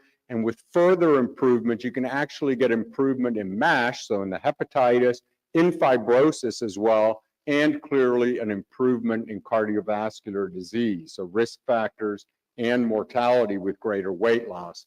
So as I mentioned, our two goals as clinicians in these patients, one is to identify them, first of all, but is to prevent liver-related morbidity and mortality, and to prevent cardiovascular disease. Here is a list of many of the medications that are in development. There's one medication actually earlier this year that was approved for patients with metabolic liver disease with advanced fibrosis, so F2 or F3 fibrosis, and that's resmetirom. I know that there's a PPAR, a dual PPAR agonist that's available in India for the management of people with metabolic liver disease, not available in the US. And most of my research over the years has been in GLP-1 receptor-based therapies, both in type diabetes, or I should say in diabetes and overweight and obesity, and in metabolic liver disease. So I'll cover this briefly. If we look at these agents, we have the GLP-1 receptor agonists. These improve appetite, so reduce energy intake. You have the incretin effect as well, so the enhancement of nutrient-stimulated insulin secretion. If we add, and this will be semaglutide or dulaglutide, if we add GIP receptor agonism, here we're getting even more reduction in appetite and improvement in body weight as well, as you'll see. And very importantly, as Professor Schwartz mentioned, if we look at glucagon agonism, now there are no GLP-1 or GIP receptors in the liver, but the liver is full of glucagon receptors. And if you look at the bottom there, as was mentioned previously, this increases fatty acid oxidation, it increases amino acid catabolism, and very much, as you'll see in some studies here, defats or clears the liver of fat. So these are very important agents, whether they're GLP-1, I should say, and glucagon dual agonist, or the triple agonist retatrutide. And these are all drugs that are in clinical development now for the management of MASH. So let me start briefly with the selective GLP-1 receptor agonist, semaglutide. This is 2.4 milligrams once weekly. You can see in the STEP program, which assessed semaglutide for obesity, very profound weight loss with 2.4 milligrams once weekly, less weight loss in people with type 2 diabetes, as is generally seen with these agents. And if we look specifically at studies looking at metabolic liver disease, this is a phase 2 study that was published looking at semaglutide. This was once daily, but about the equivalent of 2.4 milligrams weekly. Patients treated for 72 weeks. The general endpoint in all these studies I will show is either resolution of steatohepatitis with no worsening of fibrosis, or improvement in fibrosis with no worsening of the steatohepatitis. And what was seen with semaglutide over 72 weeks is a significant resolution in NASH, or MASH as it's called now, without worsening of fibrosis compared to placebo. And the secondary endpoint was not met, I should say, the resolution of fibrosis, possibly because the trial just was not long enough. There was not long enough follow-up. Based on that study, semaglutide is now in a phase 3 trial called the Essence trial, looking at 2.4 milligrams in people with MASH and F2 or F3 fibrosis. This is a 2-part study, 72 weeks, looking at those 2 endpoints that I mentioned, so resolution of NASH without worsening of fibrosis. But all of these studies have, and what we want to see, is what do they do with respect to outcomes, particularly liver-related outcomes, so cirrhosis, need for transplantation, hepatocellular carcinoma, over the long term. The drugs, though, can be approved just with part 1 conditionally, and we'll see what happens with this. If we turn now to the dual agonist, GIP and GLP-1 receptor, this is tirzepatide. This is approved in the US for diabetes and for weight management. So this is a single peptide with activity at the GIP and the GLP-1 receptor. This is a study we published in The Lancet last year, looking in obese patients with diabetes, 14.7% weight reduction at week 72, with a large proportion of patients with either greater than 15 or 20% weight reduction. And this has significant impact with respect to liver fat. This was in a study that looked at patients actually with diabetes who were treated either with tirzepatide or insulin degludec. And what we saw in this study, and these patients had on average 15% liver fat, so clearly had steatosis, was that there was at least a 30% improvement, relative improvement in liver fat, which tends to correlate with improvement in fibrosis in 80% of these patients, and half of these patients achieved less than 5% liver fat. So basically had normal liver fat at the end of the 52 weeks of this study. And this actually was a case that was in the Lancet Diabetes and Endocrinology paper, a 59-year-old man with very poorly controlled diabetes, 9.3% of baseline, who was treated with tirzepatide 5 milligrams once weekly for 52 weeks. You can see on the left, and this is an MRI protein density fat fraction, 27% liver fat at baseline. This is very anecdotal, obviously. At the end of 52 weeks, though, that had reduced to 2.5%. This patient had lost 20% of his body weight and had a significant improvement, A1C at the end of 6.1%. And these are the types of things we do see in the clinic.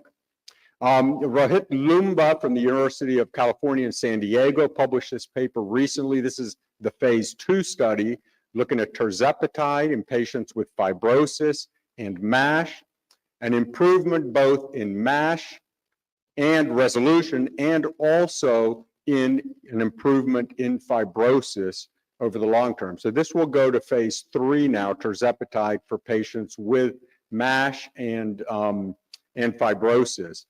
I mentioned the importance of glucagon agonism as well. We have several dual GLP-1 and glucagon receptor agonists. One of them, survodutide, which is in clinical development by Boehringer Ingelheim. Very profound weight loss in phase 2 of almost 20% at 46 weeks. And a recent paper by Arun Sanyal. So there are many Indians, as you well know, doing hepatologists doing a lot of this work in the US. And this looks specifically at survodutide in patients with MASH and fibrosis, again, stage 2, stage 3 fibrosis. And as with tirzepatide, survodutide showed significant improvement in resolution of MASH, as well as significant improvement in reduction of fibrosis without worsening of MASH. So it looks very promising. This will proceed also for weight management and for metabolic liver disease. I'll finish with retatrutide, which is a triagonist. It's an agonist of the GIP, GLP-1, and glucagon receptor. So these are a single molecule with activity at these 3 pharmacologic targets. This was a study we published in patients with type 2 diabetes. You see about 17% weight reduction, with around 40% of patients achieving greater than 20% weight loss.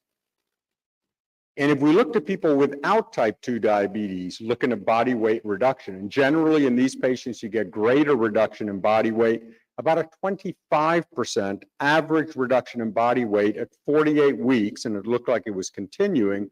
But very impressive when you look at the categorical variables, about half of the patients had over 25% weight loss, and about a quarter of the patients had over 30% weight loss. So this is definitely reaching metabolic or bariatric surgery type numbers. And this was a paper very recently published that looked at that population that was published in the New England Journal, and specifically those patients with steatosis at baseline. And in those patients who had an average of 19% liver fat, the relative reduction in liver fat, and again, the general threshold you want to get to is less than 30%, was 82 to 90% at 24 and 48 weeks. If we look at the proportion of patients who achieve greater than 30%, 50%, and 70% weight reduction, almost 85%, over 70% reduction in body weight, and almost all of the patients, certainly about 90% of the patients at the end of the 48 weeks had normal liver fat. And again, they started with about 20% at baseline. So again, very active here. Most of this activity likely coming through the weight reduction.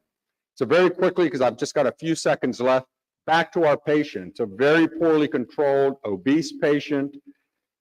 Lifestyle modification, clearly critically important. Saw the dietitian, got him into some exercising. We initiated GLP-1 receptor agonist-based therapy and an SGLT2 inhibitor, reduced the basal insulin dose.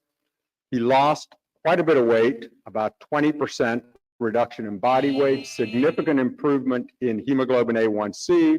And if we recheck the FIB4 index, and this is about 15 months later, so it takes some time, you can see he went from intermediate, about 2.5 to 1.25. We repeated the transient elastography here, and from 400 to 271, a liver stiffness measure from 9.6 to 5 kilopascals, which is quite a bit of improvement. So the patient did very well and was feeling very well also. The last thing I will say is that metabolic liver disease clearly is the hepatic manifestation of metabolic syndrome. So all of this is very interrelated, and when we use pharmacotherapy, we clearly want to use agents that can address all of these. And I think the GLP-1 receptor agonist-based therapies have been showing this over the years. And I'll end with probably the tastiest thing, and I was thinking about metabolic disease when I went down south, and this vada pav, and I don't know who has had one of these, but it is the most delicious food I've probably ever had. And it just reminded me, this is a deep fried potato in bread, so a lot of carbohydrates. But as we speak to our patients about diet, I think everything in moderation. I could have eaten 20 of these. They cost 25 cents. So practically giving them away. and it's probably one of the most delicious things I've ever eaten. And I will have another one too. And I saw also that unfortunately I missed the Vada Pav Day, apparently was August 23rd. So I hope to be back for that. So with that, I'd like to thank you very much for your attention.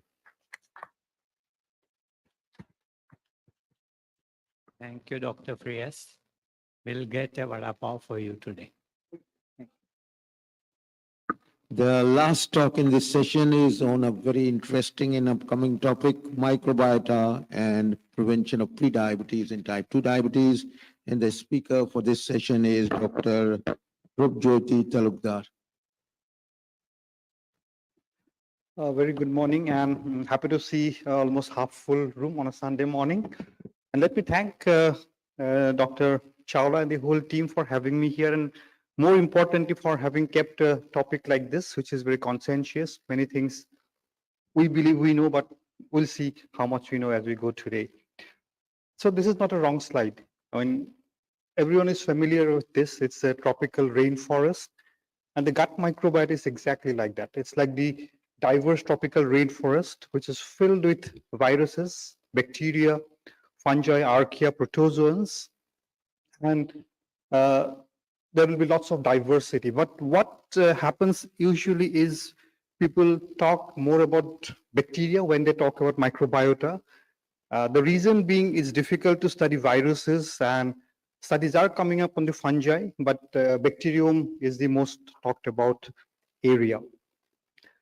So before coming to prediction, let's take you through a little bit of what the microbiota is. It has been there since billions of years. The bacteria were the first organisms to have evolved. And as the other life forms evolved over the years, over the millions of years, the bacteria, the microbiota got tagged with them, and with evolution, they also evolved along with the human beings. So it's such a beautiful symbiotic relationship that the organisms do not cause a pathological response, and the human intestinal immunity do not kill the organism. So there is a very close crosstalk between these two aspects of life, and that's how we maintain our function. And when life evolved in Africa, the microbiota also moved with the bacteria all throughout the globe and adapted to the local environment and the diet. The most important thing is the microbiota is conserved. That's the beauty of it, and that is something which we all should understand, and we should respect the microbiota, because we have seen with the daily modern life, with the change in lifestyle, with the high fat diet, we have seen nice talks on fatty liver and about prevention. So all these things tend to change the microbiota. But if we see here in the study, the authors have elegantly shown compared microbiota from paleofeces called coprolites. Those are the mummified remains of ancient people's fecal matter 2000 years ago. And they compared the microbiota from those to modern microbiota. And if you see, lots of these organisms are actually conserved. They were also back then in 2000 years back. And the common microbiota that is seen today are more from the people from the tribal origin, people from who are away from the modernization, which means that if we are close to the earth, if we are close to the nature, our microbiota has more tendency to be conserved over years. So what we have today as the microbiota is we have in our gut more than 100 trillions of bacterial cells. It's 10 times more than the human cells. It's like, basically we as humans are like a giant culture plate where we have more of bacterial cells than only 10% of the human cells. And it is constituted by 30 to 40 species. Usually each individual should be constituted by that, and 150 times more microbial genes are found in the entire human genome.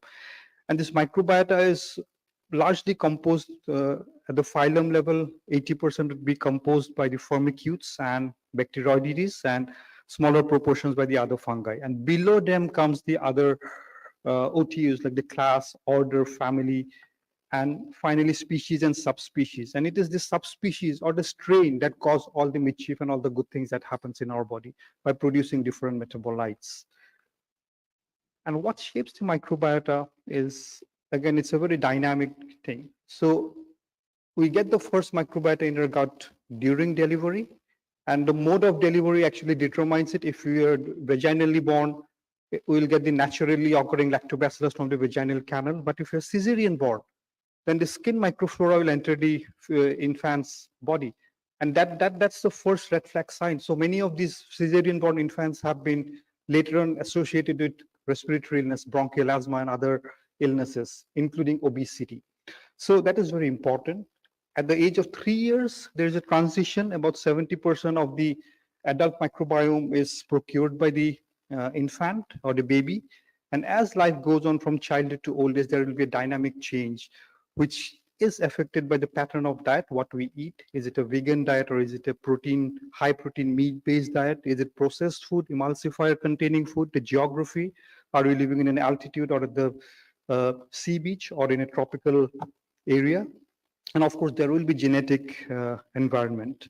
So all these dynamically shape the microbiota from birth to the last day of life. And what does the intestine contain? We all know the whole body has microbiota, has bacteria.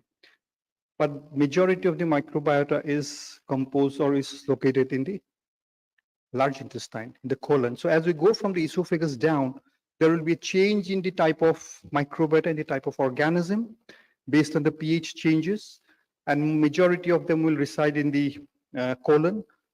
But these are not in silos. They have close crosstalk. If there is a problem in the microbiota of the intestine, the microbiota of skin may be affected. If there is a problem in the lung microbiota of the other part may be. It's just, again, very ecological. If we look at the melting ice in the Arctic region, the effects are seen down in the tropical region. So it's just like that. If there is a change in microbiota in one part of the body, there will be effect downstream in another part of the body also. And again, the microbiota has been ascribed to several functions.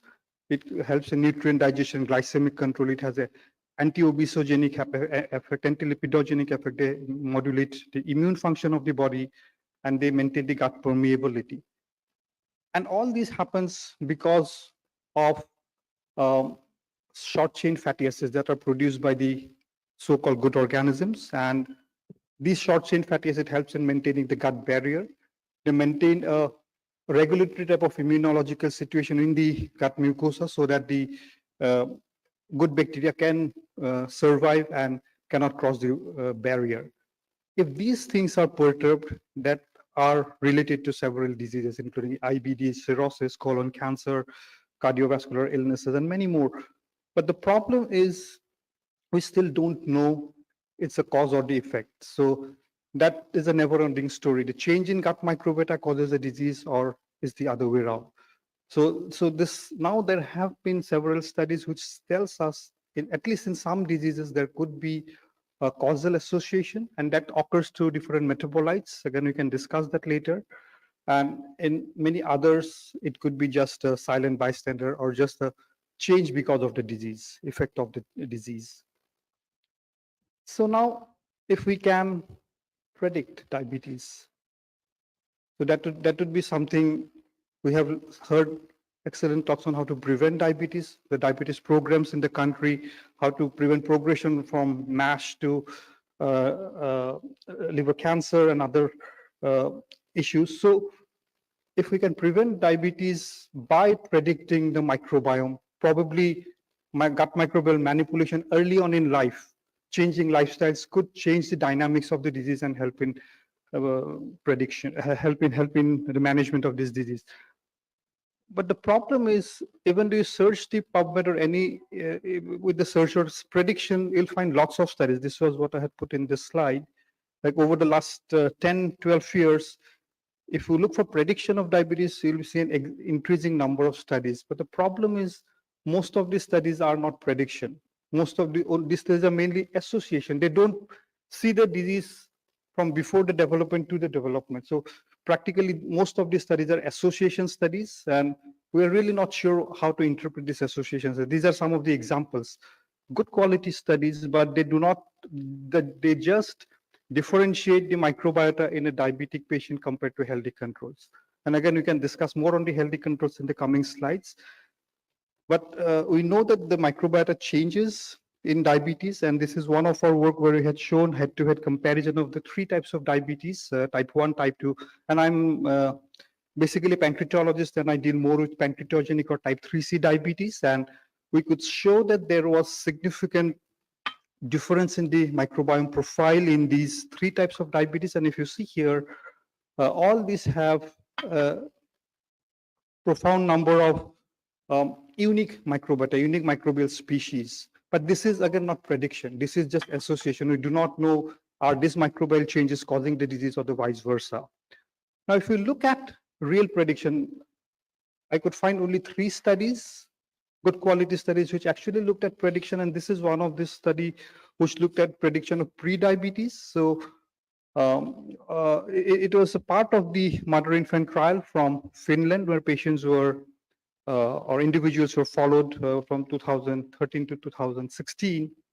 Basically, this was an interventional trial on evaluation of fish oil with or without probiotics in a cohort of nearly 450 patients.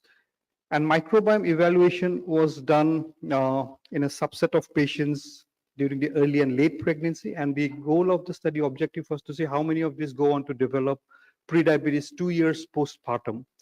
And stool samples were actually done in only around 180 patients. And what they found was if there was an increase in these red guys, the Escherichia, Clostridiales, and Parabacteroides in early pregnancy, and reduction in Ruminococcus, Anerythroncus, and Ruminococcus noname during early pregnancy, these individuals went on to develop prediabetes after 2 years. And similarly, if there was increase in Porphyromonas in late pregnancy and Ruminococcus in early, late pregnancy was reduced, these were the people who underdeveloped prediabetes down 2 years from postpartum. But there was no difference in the alpha and beta diversity. Again, that's a disturbing thing. We would not expect a similar alpha and beta diversity. Probably here the problem is the low sample size. Again, we'll discuss that after a few moments. Now, what about prediction of type 2 diabetes? This was again an elegant study. It was actually a larger population-based study of 1,000 patients called the CardioPrev study. It was a RCT where a Mediterranean and low-fat diet was compared, 7 years follow-up. And in that study, around 460 patients were non-diabetic at baseline, and at the median follow-up of 60 months, 5 years later, out of the 107 developed type 2 diabetes. And the authors intelligently actually looked at these stool samples early on in the study in the first baseline cohort of around 273. And what came out, they developed a risk score based on the abundance of different organisms. And based on that risk score, if the individual had a high risk score, then the probability of diabetes-free proportion of patients who were without diabetes at the end of follow-up was low, meaning the higher risk score increased the risk of diabetes. And then they could find out a cohort or a group of organisms, a bacterial signature, which actually was strongly correlated with the patients who underwent or who developed diabetes at the end of 5 years. And so based on this, they could predict these patients could have diabetes, but then it's not only about the bacteria. So this is a human system and nothing works as silos. There will be correlation or association of bacterial changes with the different anthropometric and other lifestyle changes. So they had included few clinical variables. You heard about the fine risk score in the morning today, the ADL risk score, several dietary patterns, their biochemical patterns. And when they added these parameters to the dysbiosis, to the bacterial parameters, the prediction capability increased. So if you see the red curve here, it was only OGT based parameter. The blue one here was the clinical variable, but if they added everything, the microbiome, the OGT, and the clinical indices, the ROC curve of prediction of development of future diabetes increased by many folds. So this was done in the 70% of the patients, the first curve A, and 30% was done as a validation in the curve B, and both of them were very similar. So here they use some machine learning algorithm called random forest models. And I think this is the best of the lot, because if you see here, this is again a study from Germany, which involved several cohorts. So the total number of patients that the studies were over 4,000, hopefully large sample size. And this is the ideal for this kind of microbiome studies. And if you see here, they called it the CORA cohort, and they followed these patients from 2013 to 2018. And of these, almost 700 patients had paired clinical and stool samples. So they could do the microbiome analysis of these 699. And this is a very interesting finding, actually. This was not known much earlier. If you see here, when we talked about bacteria or microbiota, we talk in terms of richness. Richness means the number of species, types of species that are present in a location. Shannon index is a marker of alpha diversity, which talks about the richness and the type of organisms. So higher the richness is, the better. But here, what they did was they looked at the microbiome with serial sampling all throughout the day, every 2 hours, and then every 4 hours. And if you see here, there was a diurnal variation. This is something very new. There is a diurnal variation in the richness in the Shannon index. And if you remember my earlier slide, I was talking about Firmicutes and Bacteroidetes, the most two predominant species. And both of them had diurnal variation in an inverse pattern. If you see, the Bacteroidetes would come down by the midday and again go up by midnight, and the same thing reverse happens with Firmicutes. And that was again confirmed in another cohort, which kind of increases the validity. And then more importantly, when they divided the patient into those having pre-diabetic, non-diabetic, and type 2 diabetes, the green guys are the non-diabetic. So the diurnal variation was maintained here. Similarly, in this one, the Shannon index diurnal variation was maintained. But the patient who went on to develop type 2 diabetes, the diurnal variation was gone. So that's called the rhythmicity. So this is a very strong predictor. If the rhythmicity is gone, that's a strong predictor of development of type 2 diabetes. And what does that? They could find out these 3 or 13 organisms. So when they combined that with the BMI, it had the highest predictive score to predict the development of type 2 diabetes on follow-up. So this things gives us some hope, at least this particular study, which have a huge sample size, that it is possible. But can this be extrapolated to Indians, or for that matter, by and large, to the routine clinical practice across the globe? These are research settings done very rigorously and done very in a controlled manner. So to look at that, let's see how the Indian microbiota looks like. So this is one of our earlier studies where we had, we could show that the tribals from the northeastern part of India and southern India had unique microbial signatures. And then, so this was how it looked: the Sikkim, the Assam, Manipur, and the Telangana tribes. So, and then we looked at the already published bacterial diversity in the other parts of the country. And what turned out was these two, Prevotella copri and Faecalibacterium prosnitsia, these two are organisms which are most predominantly found in the normal, healthy Indian guts. And both of these are butyrate producers. They produce lots of butyrate and they maintain the gut barrier and maintain the healthy functions. So these two grow more in patients who have a vegan diet or vegetarian predominant diet, and that is what is seen in India. Even Indians do have non-vegetarian, but not in a habitual manner, maybe once or twice a week, unlike the West. But then when we looked at this by in silico methods, our study and even other studies have shown a stark difference of the Indian microbiota with the other microbiota across the globe. So in the Indian microbiota is unique compared to the West and African countries. But the catch here is these were all done as a cross-sectional one-time point studies. That the sampling was done at one time point. But this two recent papers which actually show, which they looked at the microbiota in a large sample size on a daily manner for 6 weeks. And what turns out is that there was significant intra-individual variation in the abundance, which means that the same patient, the same person may have a different microbiota on a daily basis. And why is that so? It is because of the type of diet they have. So if I take your microbiota today, what you eat today, what is your emotional status, what is your hormonal status, based on this, you have a unique signature today. Tomorrow, if it changes, you have another unique signature. They may not be unhealthy, they may not be harmful, but there is a variation. So it's more of a molecular fingerprint that you have. So So it's very difficult to say which is a normal microbiota because it changes daily even in a normal person. To add to the issue is the microbiota stays in a state of dynamic equilibrium. So what do I mean by this?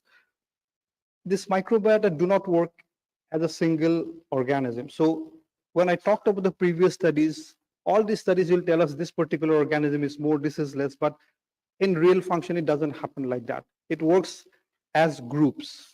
So there will be different microbiota groups, and that's why the microbiota groups have been described in various ways, like enterotypes, groups, and clusters. These are the different examples. And they work in unison to produce common metabolites. So if one group of organism is less, that may be compensated by another group of metabolites, organisms which can produce the same metabolites. So we actually do not have a core microbiota. We actually have a core functional groups or core functional metabolites. So that is more important to be considered in this kind of trials, which most of these trials do not include. Thirdly, as I already said, all these diseases have several risk factors. For example, NASH or MASH. It's not only about fat, they have cardiovascular risk factor, they have lifestyle risk factor. So many things are there, and they do not work in silos.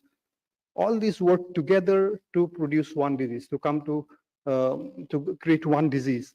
So if we look at all these risk factors individually, it is not going to work.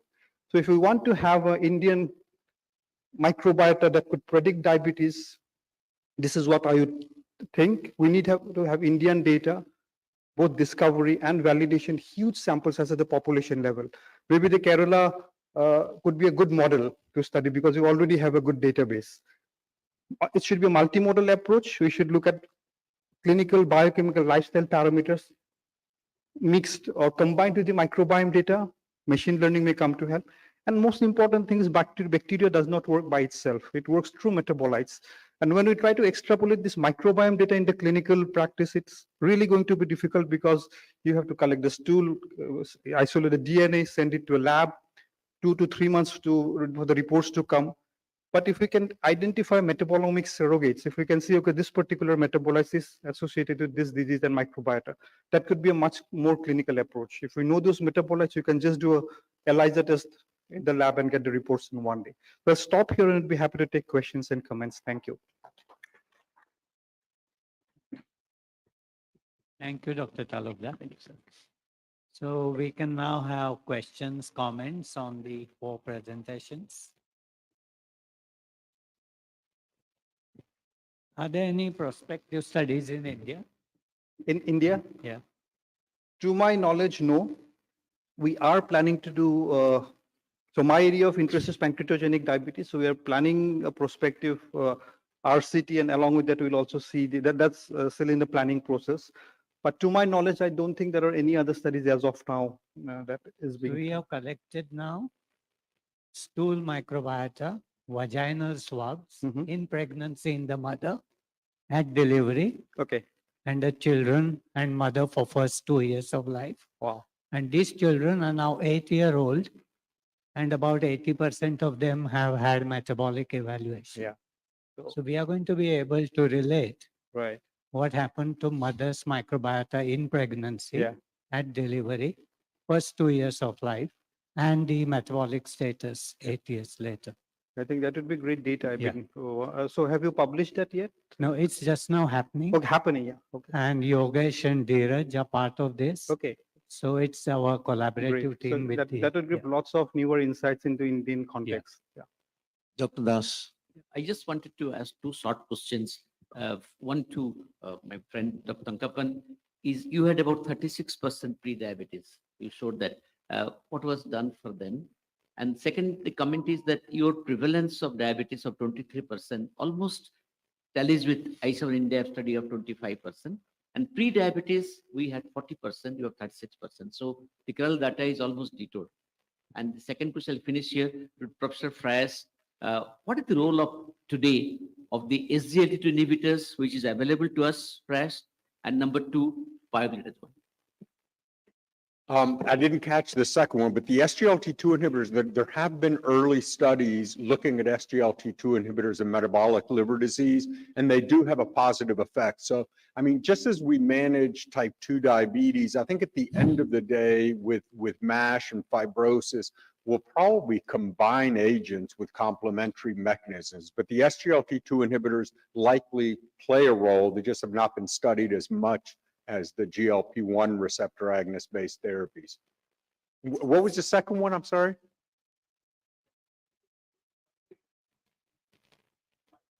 Pioglitazone. Oh, pioglitazone. Oh, absolutely. And we do too, because it's generic, it's inexpensive. So many of my patients, I'll use, 15 milligrams, maybe 30. I generally don't go to 45. The issue is the weight gain. It's not used much, but certainly, as you know well, there are a lot of studies looking at pioglitazone and improving liver health. And I think it is important, and that mechanism is important as well. So my question is addressed to you only. I want to know whether we can use SGLT2 inhibitors or pioglitazone in non-diabetic also when they have metabolic associated liver disease, because many of them are non-diabetic actually nowadays. Yeah, Who no, I are think, coming up with this problem. yeah, I think so. I mean, clearly it's not on label. These are not approved uses, but I think, we clearly use SGLT2 inhibitors, and it has been studied extensively, as you know, in heart failure to prevent cardiovascular disease and chronic kidney disease. Pioglitazone, yes, I mean, it is used, again, not on label, but in people without diabetes as well. Vitamin E as well, though the recommendation is not to use it in people with diabetes for various reasons, certainly in people without diabetes. I think most important is weight loss in these patients, clearly. So Dr. whichever Fayaz? class you use. Dr. Fayaz, when we are using these weight-losing drugs, single agonist, dual agonist, or triple agonist, are they associated with sarcopenia? If so, what strategies can be done to minimize No, it? they absolutely are. So, as you lose weight with whatever methodology, whether it's bariatric surgery or diet or these agents, you lose fat and you lose some lean mass as well. So we need to be very careful with that, particularly these agents like retatrutide that are not approved yet. We're very careful in elderly patients where this becomes even more important, but also with encouraging resistance training, so exercise, not just cardiovascular, but resistance training as well, and protein intake. So we need to be careful about the degree of weight loss. It could be too much of a good thing in some patients, without a doubt. The other perplexing issue which we face is that dyslipidemia and CAD is not uncommon in MFLD. Metabolic dyslipidemia and CAD is not uncommon in metabolic liver disease. Right, no, absolutely. Most of the drugs which we treat dyslipidemia, statins or bempedoic acid or PCSK9 monoclonal antibodies, inclisiran, evanicumab, the list is so long. All of them act via the liver, the site of action. So when there is a fat deposition in the liver, will these drugs have an optimum action? Is there any data available? Do they need adjustment of dose? The statins, for example, do very well in these patients, and they're not contraindicated, certainly in patients even with compensated cirrhosis, where you need to be more careful is in F4 fibrosis and decompensated cirrhosis. But, we use the statins. In fact, they should be used in people with metabolic liver disease, just with care in people with cirrhosis, particularly if it's been decompensated, and they work very well.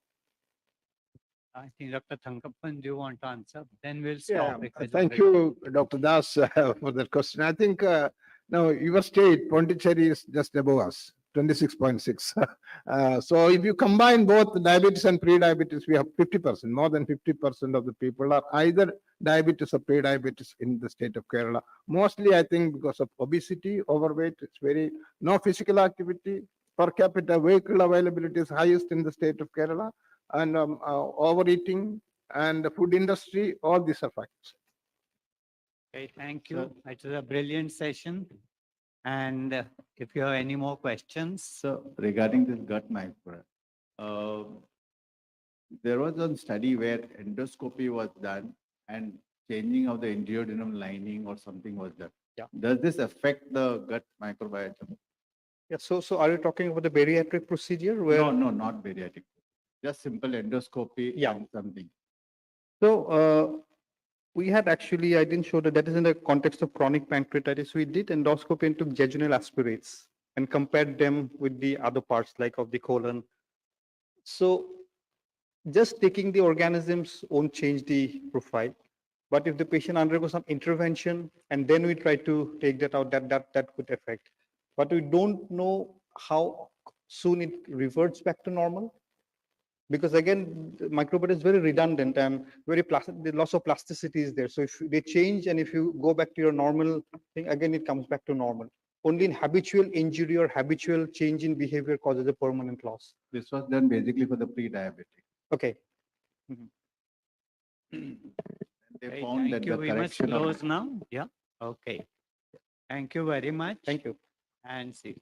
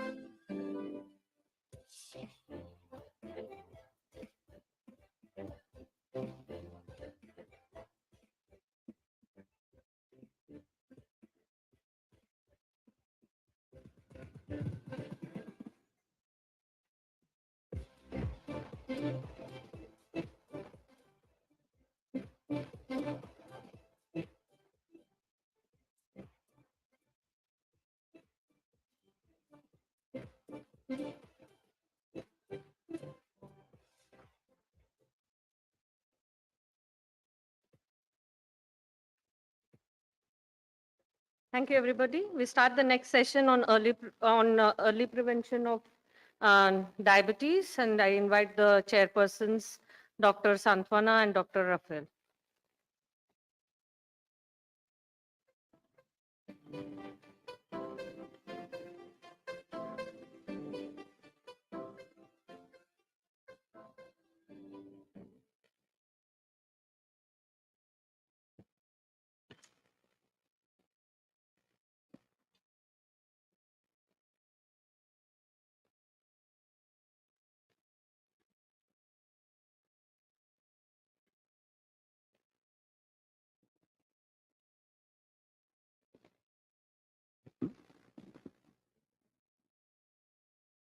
Good afternoon, everybody. It is my pleasure to introduce Dr. Timo Lakka. He is Professor of Medical Physiology, Institute of Biomedicine from University of Eastern Finland. Sir also works in Department of Clinical Physiology and Nuclear Department. And he is a Medical Director, Chairman of Board, Health Step Finland Limited. So, sir is talking on prediction and prevention of cardiometabolic risk since childhood. Welcome, sir. Thank you for the kind introduction. And I particularly want to thank the organizers and Professor Jaakko Tuomilehto, my close collaborator and friend already for 40 years, to invite me in this interesting, important, and well-organized conference. And I will talk about the prediction and prevention of cardiometabolic risks in childhood, and there are not many presentations on this issue. I mean, prevention of cardiometabolic diseases since childhood. And these are the basic principles of prediction and prevention of cardiometabolic diseases. We all know these risk factors, lifestyle factors, clustering of cardiometabolic risk factors, and their role in the prediction of type 2 diabetes, atherosclerosis, and clinical cardiovascular diseases. And so we need to focus on these risk factors and improve them to prevent type 2 diabetes and atherosclerotic cardiovascular disease. Importantly, pathophysiological processes of cardiometabolic diseases begin in childhood or even during the fetal period. There are several organs and tissues that affect the pathophysiology of cardiometabolic diseases, and the risk factors for cardiometabolic diseases are several. There are tens of or hundreds of risk factors. Genetic factors are important, of course, fetal growth, childhood growth, sexual maturation, lifestyle factors, and even environmental exposures are important.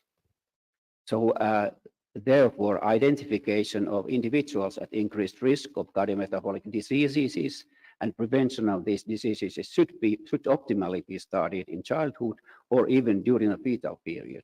And for this, we need comprehensive assessments and modern methodologies. And these are part of the methodologies to discover novel biomarkers and biological mechanisms for the effects of lifestyle factors on cardiometabolic risk. We can take blood, feces, and saliva samples. We can use imaging of adipose tissue, skeletal muscle, and liver, and even arteries. And we can take biopsies of these tissues. And then we can use multiple methodologies, omics methodologies, genetics, genomics, epigenetics, proteomics, metabolomics, lipidomics, microbiomics, and body imaging, kind of called radiomics. And to analyze the data, we need data analytics, modern data analytics methods, biostatistics, bioinformatics, artificial intelligence, and even machine learning based techniques. And we already know, for example, Noel Barenga presented data on the role of physical activity in the prevention of cardiometabolic diseases in adults, but these diseases can be prevented by lifestyle changes already since childhood. And both physical activity and healthy dietary habits are important. And I used to play football, and this is too late to prevent cardiometabolic diseases. I was in about 50 years of age at that time. So we should start earlier in adolescence, but the best time to start is childhood, as early as possible. So now I will tell you about the scientific evidence from the PANIC physical activity and nutrition in children study on the prediction and prevention of cardiometabolic diseases since childhood. And we have a large study. This is the framework of the PANIC study. We are interested in lifestyle factors, causes of lifestyle factors, consequences of lifestyle factors at individual level and at societal level. But I'm not going to tell you all about all this because it would take the whole day. So I will focus on physical activity, dietary factors, body composition, and cardiometabolic health. So the main aims of physical activity and nutrition children study are here to investigate the risk factors for chronic diseases since childhood and even from the fetal period, to examine the effects of physical activity, diet, and other lifestyle factors, and study whether genetic and developmental factors modify the effects of physical activity, diet, and other lifestyle factors on chronic diseases and their modifiable risk factors since childhood. The physical activity and nutrition in children study is an 8-year controlled lifestyle intervention study on the long-term effects of physical activity, diet, and other lifestyle factors on health and well-being. We had baseline examinations among over 500 children. We took 504 children into the intervention study and allocated them to an intervention group or a control group. We had an individualized and family-based physical activity and dietary intervention until 2-year examinations and carried out the examinations among 440 children. And we continued with a light intervention after that until 8-year examinations. And we had 277 adolescents at 8-year follow-up. And now we are carrying out the 16-year examination, and we hope to get up to 300 adults in that part of the study. And we will also have a fat biopsy sub-study. I will personally take the fat samples. And we have comprehensive and detailed assessments of various factors at all stages of the study. I will not tell you more in detail these assessments, just to show you that we have extensive measurements of different kinds of risk factors, lifestyle-related, metabolic, cardiovascular, and genetic risk factors. We are particularly interested in metabolism, so that's why we have also non-targeted and targeted metabolomics data. And we are also interested in sex steroid metabolism in relation to children's and adolescents' health. And we also have extensive genetics data. So given that the pathophysiological processes begin in childhood or even during the fetal period, we need multiple methodologies to discover novel biomarkers. And the pathophysiological processes are complex, so we really need different kinds of measurements. So that's why we have paid specific attention to methods to measure organ structures and functions in the PANIC study. So we have extensive measurements of brain function, adipose tissue, skeletal muscle, liver adiposity, pancreas, oral and gut. Actually, we have only saliva metabolic, so we have no gut microbiota. Adrenal cortex, which is important in the metabolism of children, and then arteries. And the goals of the family-based and tailored lifestyle intervention in the PANIC study are listed here. They are based on the basic principles, Finnish and international recommendations. And we are interested in the prevention of type 2 diabetes, and we have good measures of insulin sensitivity, insulin resistance, and fasting glycemia, but also at 8-year follow-up and 16-year follow-up, we have 2-hour OGTT data. So we can also assess glucose tolerance and insulin secretion.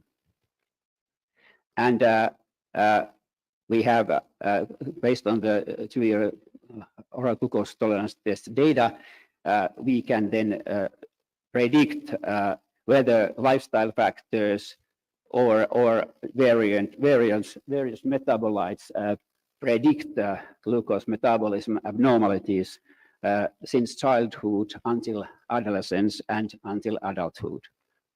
Now I will tell you about our results on the prediction of cardiometabolic diseases. Our data show that the level at which the obesity, overweight, or adiposity level that starts increase cardiometabolic risk is lower than earlier found in children. In boys, it appears to be, if you talk about the body fat percentage by DEXA, the level appears to be between 15 to 20, and in girls between 20 to 25. And we have shown that cardiometabolic risk factors cluster in children with increased body fat content. Many risk factors cluster among children with overweight or increased body fat percentage. And we have also shown that metabolic syndrome is similar among children and adults and predicts increased cardiometabolic risk in adulthood. In children, middle-aged men, and older men and women, metabolic syndrome appears to be similar. We have used confirmatory factor analysis for these to get these data. And the metabolic risk score is a valid tool for research evaluating cardiometabolic risk from childhood to older age. A previous study, another study in Finland, showed that overweight and obesity in childhood and adolescence increased the risk of cardiometabolic diseases in adulthood. But if lifestyle is improved and body weight is normalized by adulthood, the risk of cardiometabolic diseases is much lower. And now we'll tell you about the prevention of cardiometabolic diseases from the PANIC study. So we have studied the relationship between physical activity and body fat percentage. And we have found that body fat percentage decreases by replacing sedentary time with daily physical activity of varying intensity of 10 minutes in children. The higher the intensity, the lower is body fat percentage. This is a clear finding, but also less intensive physical activity affects body fat percentage. And we have shown an inverse relationship between physical activity and cardiometabolic risk, and a direct relationship between sedentary time and cardiometabolic risk. And we have also shown similar kind of findings in a longitudinal approach. In a longitudinal study, change in total sedentary time was positively associated with cardiometabolic risk, and various intensities of physical activity were associated inversely with cardiometabolic risk. And also adiposity and insulin resistance. So consistent findings in cross-sectional and longitudinal analysis. And we have also had an opportunity to study the associations, long-term associations of lifestyle factors with various cardiometabolic risk factors over 8 years. We have measures at baseline, 2-year follow-up, and 8-year follow-up.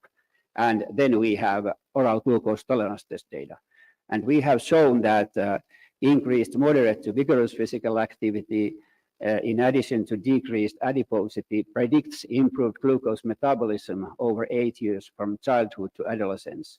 So we found an inverse association of fasting insulin, 2-hour insulin, and the positive association of Matsuda index, a measure of insulin sensitivity, and an inverse association, even an inverse association of fasting glucose and 2-hour glucose with insulin resistance, but no association of with insulin response in OGTT. And we only found one association of sedentary time that was with 2-hour insulin positive association. And then we have studied also the role of eating behaviors with overweight and other cardiometabolic risk factors. And we have found that enjoyment of food, particularly food responsiveness and emotional overeating, were directly associated, and satiety, responsiveness, and slowness in eating were inversely related with overweight in children. And we also found that meals, if a child had at least all 3 main meals, his or her risk of overweight was lower than compared with other children. And that dinner contributed most to this association. But number of snacks was not associated with overweight risk. Similar finding for cardiometabolic risk, number of meals were associated with cardiometabolic risk. And this time with cardiometabolic risk also, number of snacks was positively directly associated with cardiometabolic risk. Clear findings. And another interesting and important finding is that sugar-containing drinks were directly associated with cardiometabolic risk in children. And we also found that vegetable oil intake, all 3 meals per day, and non-root vegetable consumption, they were inversely associated with cardiometabolic risk, and sugar-sweetened beverages and low-fat vegetable oil-based margarine was positively directly associated with cardiometabolic risk. And we also studied whether meeting guidelines for these lifestyle factors are associated with adiposity, insulin resistance, and overall cardiometabolic risk and other factors. And we found that these guidelines were associated inversely with overall cardiometabolic risk, waist circumference, and fasting serum insulin. And an important finding was that our 2-year physical activity and dietary intervention was able to delay the development of insulin resistance in prepubertal and mainly normal weight children. And the effect was partly explained by changes in physical activity. So there is about 30% reduction in the increase of insulin resistance over 2 years in the intervention group compared to the control group.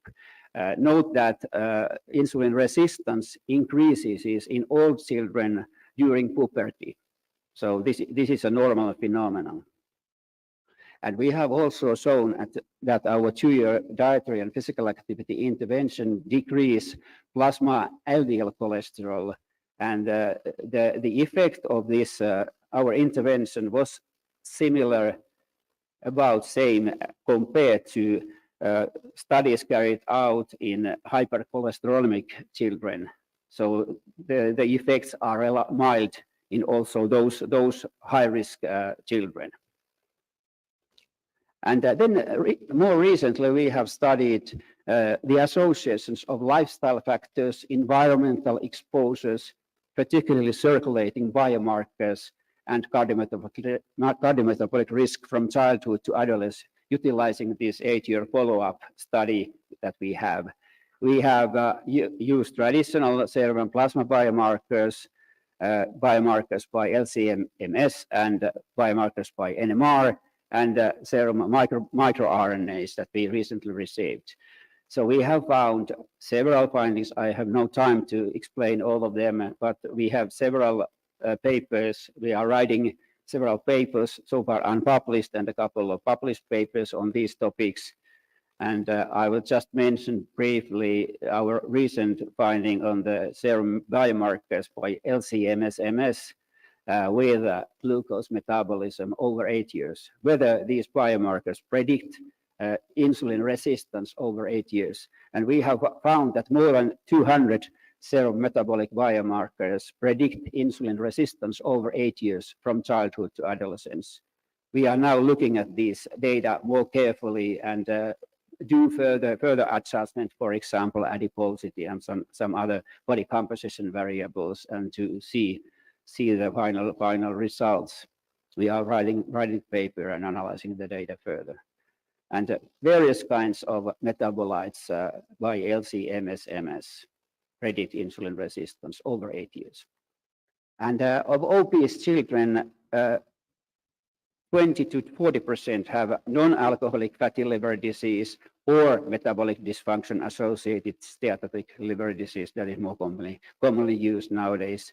So that's why we are also interested in the role of cardiometabolic risk factors in the development of liver adiposity. And we have found that cardiometabolic risk factors score increase plasma gamma glutamate transferase in children. And then finally, we are also very interested in collaboration, international and national collaboration in genetics and gene lifestyle interactions in the development of cardiometabolic diseases since childhood. And Jaakko has been very helpful for our group in this issue. Now we have published a large number of papers on this topic. And for example, a couple of years ago, we published a genome-wide association study for birth weight and correlations with adult disease, and found that there are same gene variants that are associated with birth weight in childhood and adult diseases. So it's interesting that they are intercorrelated. And then we have shown that certain gene variants that cause liver non-alcoholic fatty liver disease, they are associated also with liver enzymes in our data. Finding three different gene variants, causal variants. And finally, we have also been interested in the interactions between physical activity or dietary factors with obesity and other cardiometabolic risk factors. And we collaborate in the Early Growth Genetics Consortium on this issue. So what we have learned from the PANIC study, which is a long-term lifestyle intervention study and also a follow-up study, it's important to note that we are not only interested in the intervention effect, but also changes in lifestyle factors with various cardiometabolic risk factors and diseases. So low physical activity, high sedentary time, and overweight, clustering of cardiometabolic risk factors, and certain gene variants together with a low physical activity or an unhealthy diet predict increased cardiometabolic risk since childhood. Increased physical activity, decreased sedentary time, and improved diet, decreased body fat content, insulin resistance, and overall cardiometabolic risk from childhood to adolescence. And these associations were independent of physical activity and dietary intervention.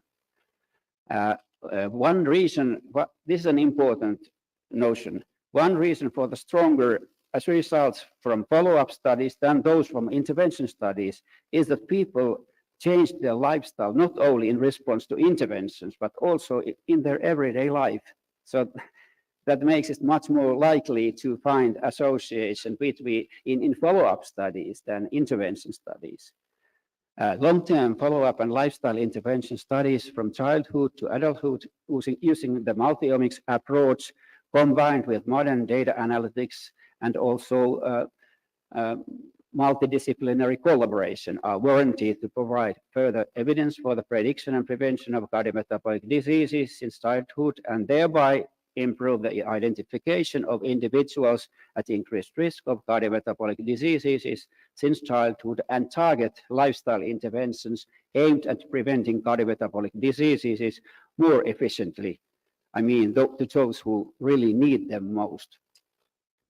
And I want to acknowledge the large panic research group and its wide national and international collaboration. We have strong collaboration at University of Eastern Finland with many disciplines, Kuopio University Hospital, various universities in Finland, some other institutions and health centers, and we have a lot of international collaboration. Only a few of them are mentioned So here. the time is up.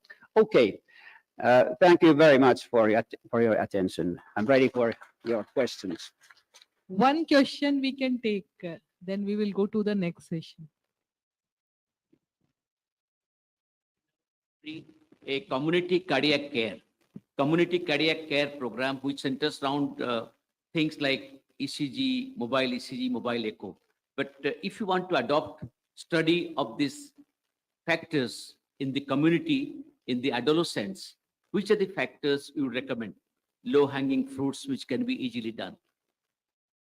Well, I think it's very important. I like the high risk strategy. So I'd like to. It would be important to identify those who are really at increased risk in the future, and mobile. I mean, digital assessment and digital interventions are the future. I think so. It makes it much easier to assess lifestyle factors and other factors at population level. So that's one of the ideas. Thank you. Rest question we will take at the end of session. Okay. Okay, good morning. So the next speaker is Dr. Janik. Professor Janik is a director of the diabetes unit at the Kemp Hospital in Pune, here in India. And also he has several international affiliations in the UK, Denmark, and Australia. And he has received several international awards and recognitions, as you can see in the slides, and with a very high number of publications and international collaboration. So Dr. Janik, the paper is open for you. Thank you. I'll begin by just telling you that it's going to be an evolution of my research since my birth, and how I'll show you that. That's why I called it from horoscope to multiomics. Another thing is, mine is the only diabetes department in the world where the logo is mother and baby. And it's combined with modern Ganesh, which now works from home, ignores the mouse on the back of which it used to travel, but clicks the mice and moves very fast. That's the transition. I was born less than 5 pounds. That's why I think David Barker came to meet me. And my father made a horoscope that time to find out whether I will survive in the first place and do well later in the life. When I married, my wife gave me this mug because I am an Aquarius, and that actually predicted what I am likely to be. And I have recently done my dermatoglyphics, and we are doing machine learning to find out what it might tell us. The story of fetal origin started when David Barker published that the incidence or the SMR of cardiovascular disease in the UK was more in the areas not in the southeast, but in the north and the west. And in his association analysis, he found that the strong association was with neonatal mortality about 60 years before the mortality of the cardiovascular disease happened. And that was the first indication he had that early life origins of cardiovascular disease. Subsequently, or in fact, before that, we had other studies which were published. One from the Dutch winter hunger, where they knew that people who had been exposed to the hunger in utero had either increased or decreased risk of obesity as army conscripts, depending on the window in pregnancy when they were exposed. Pima Indians showed that if mother had pregnancy diabetes, then they were at higher risk of obesity and diabetes. And on the background of this came David Barker's study in 1991, which showed that lower birth weight was associated with higher risk of diabetes. In other words, intrauterine exposure to either undernutrition or overnutrition increased risk of diabetes and other disorders. David Barker was very keen on saying low birth weight was a risk factor. This paper was published by David Pettit and Lois Javonwick, two of my mentors, in 2007, who showed that the risk of gestational diabetes was also associated with birth weight, but very interestingly in a U-shaped manner across different populations, confirming the low birth weight, high birth weight associations described before. India, interestingly, is a country, we call it a boiling pot, which has many aspects which actually make it unique. On one hand, we are a country which produces largest number of low birth weight babies. We are a country which has some of the largest number of diabetes patients. And now we know we have the largest number of gestational diabetes patients. So we have a combination of low birth weight, high diabetes, and high pregnancy diabetes. And therefore, two major sort of hypotheses which have been given for fetal origins apply to India in a singular manner. That's David Barker's thrifty phenotype and Norbert Frankel's fuel-mediated teratogenesis. Last month, I wrote this for Lancet, a double burden of malnutrition through early life nutrition. After the GBD paper was published, which talked only about adults.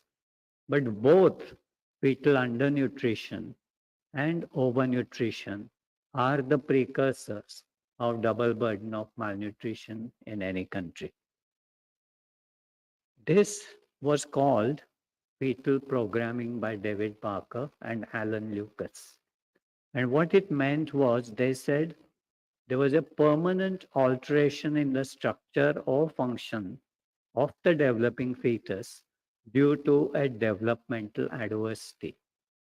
And that adversity could be nutritional, it could be metabolic, it could be maternal stress, it could be pollutants, endocrine disruptors, and a whole lot of other things which we might not know. Part of this transmission of risk is through genetics, but largely it's epigenetic. And the most active epigenetic reprogramming window is in pre and periconceptional. That's even before the woman knows she is pregnant. It continues through lactation and is part of the 1000 days concept.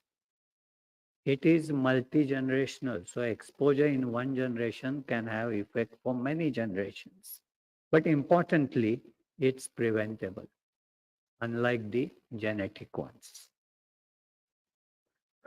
This is one of the papers we published out of GIPS Consortium, which was an EU grant. 7 centers in the Europe and India and Indian subcontinent, where we measured fetal birth weight gene risk score. And we looked at birth weight against that. The blue dots are the babies born in Exeter. I have a visiting chair in Exeter, so I helped them set up the FSOC study. That's where this data comes from. The other green and pale sort of dots are from the Indian subcontinent. For each genetic risk score, the Indian subcontinent babies are smaller. And this is an important learning. Though geneticists don't like it, I find it very interesting to interpret that for the same genetic exposure, probably because of multiple environmental factors and epigenetic regulation, we have grown poorly in utero. And that reflects in multiple organs, like say in kidneys, liver, pancreas, muscle, fat and bone, brain and HPA axis. In the last presentation, we saw a number of these things in the childhood, but these are the intrauterine programming organs. And these organs are affected in their structure and function during the window of development when the exposures occur. And they are associated with long-term outcomes like hyperlipidemia, hypertension, central obesity, insulin resistance, then of course type 2 diabetes and cardiovascular disease. It's interesting to remember that birth weight is a composite of genetics and intrauterine environment. This figure, very famous figure from my friend Andrew's 1998 Nature paper, says that if you inherit the glucokinase mutation from mother, and mother also has diabetes, the baby is big. If you inherit the glucokinase mutation from father and mother doesn't have diabetes, then there is IUGR. If the other two sort of situations arise, they are adequate for gestational age. In other words, genetics and intrauterine environment together give you the birth weight. And as I said from the GIFT study, it's clear that environment which affects the genes by different chemical modifications will have an epigenetic effect. Today, we know about DNA methylation, we know about miRNAs, and we know about histone modifications, but there must be many more. I started under David Barker's sort of thing. In 1991, I set up the first cohort called Pune Children's Study. And we studied children born in my hospital at 4 years of age and found that lower the birth weight was associated with higher glucose and higher insulin during glucose tolerance tests. When we followed these children at 8 years of age, we found an additional thing that those who were born with low birth weight, if they had grown big, then they were more insulin resistant, they were more obese or adipose and centrally adipose, they had higher glucose, BP, lipids, and insulin resistance.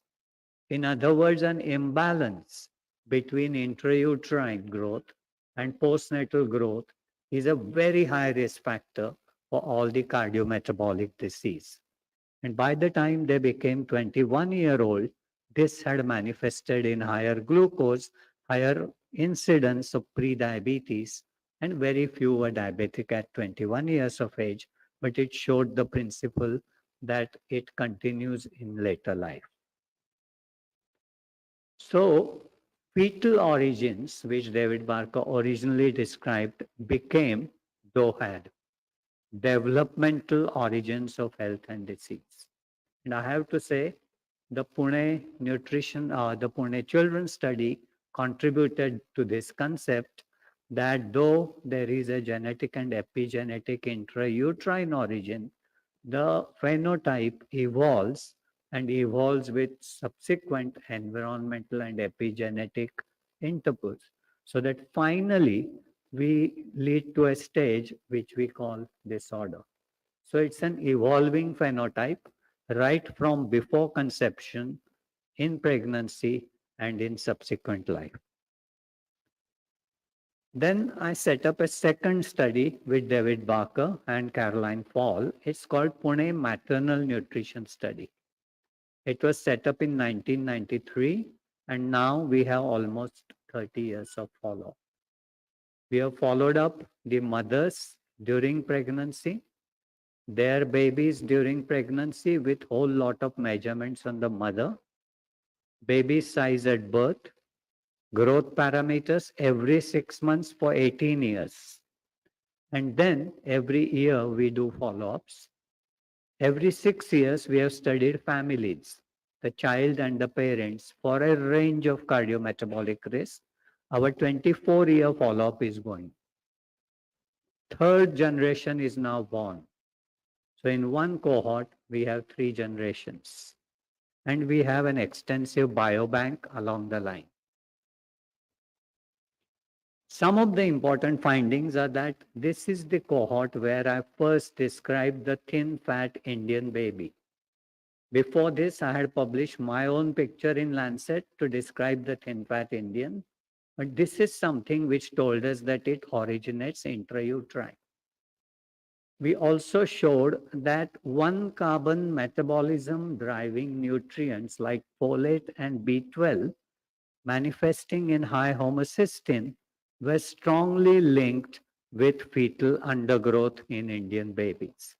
And we made an observation that 2 out of 3 mothers in our cohort were B12 deficient. Folate deficiency was relatively rare. B12 deficiency manifested in high homocysteine and high methylmalonic acid. And this was a very important understanding about poor intrauterine growth of Indian babies. When we followed up these children at 6 years of age, we then made an interesting observation that those mothers who had low B12 but high folate levels in pregnancy, their children had highest insulin resistance, and not shown in this slide, highest adiposity measured by DEXA. The findings were validated in Nepal study. They are now validated in a Spanish study. So an imbalance in one carbon metabolism nutrients does affect the diabetes and the metabolic risk of the baby. We also showed that these disturbances, as I said, were associated with adiposity. And now we are doing detailed studies of brain MRI, functional MRI, and the cerebral blood flow to show off the neurocognitive studies. At 18 years of age, these children had a body mass index of only 19, but 30% of them had prediabetes. 40% of the boys and 20% of the girls. And very interestingly, 1 out of 3 boys and 2 out of 3 girls with prediabetes had a BMI less than 18.5. So most of the things which we listen from Western world about obesity just didn't apply. And what was the predictor of prediabetes at 18 years? Short birth length, small head circumference, non-overweight mothers, and for the first time in the world, we had measured intrauterine liver and kidney growth of the baby. And we can now correlate slower liver growth in the 3rd trimester with prediabetes at 18 years. This is for oral presentation in the coming ESD meetings. I'll give it in 2 weeks. And that's where the NFLD story, though we concentrate at end stage and think of tripartite, etc., it really starts with poor liver growth in utero. And we also found that though maternal gestational diabetes was really rare, higher glucose within normal range was a driver of prediabetes in the baby. So this is again a double burden of malnutrition in the pregnancy. This is what I'm going to present in EASD. that slower liver growth in utero and larger liver size at 18 years, like low birth weight with high current weight, was a strong predictor of prediabetes, so that children who were in the lowest tertile of liver growth in utero but had largest liver size at 18 years, almost 55% of them had prediabetes. And this acts through liver insulin resistance and a whole lot of other factors which we will discuss. So, what we usually look at as a phenotype in adult does start very early in life. And the 1000 days concept, which starts with woman coming to you in pregnancy and for first 2 years of life, completely misses the periconceptional periods. And therefore, we really need to think preconception and conception, because the epigenetic reprogramming shown here as wiping out of DNA methylation markers and re-establishment occur within 7 to 10 days of conception.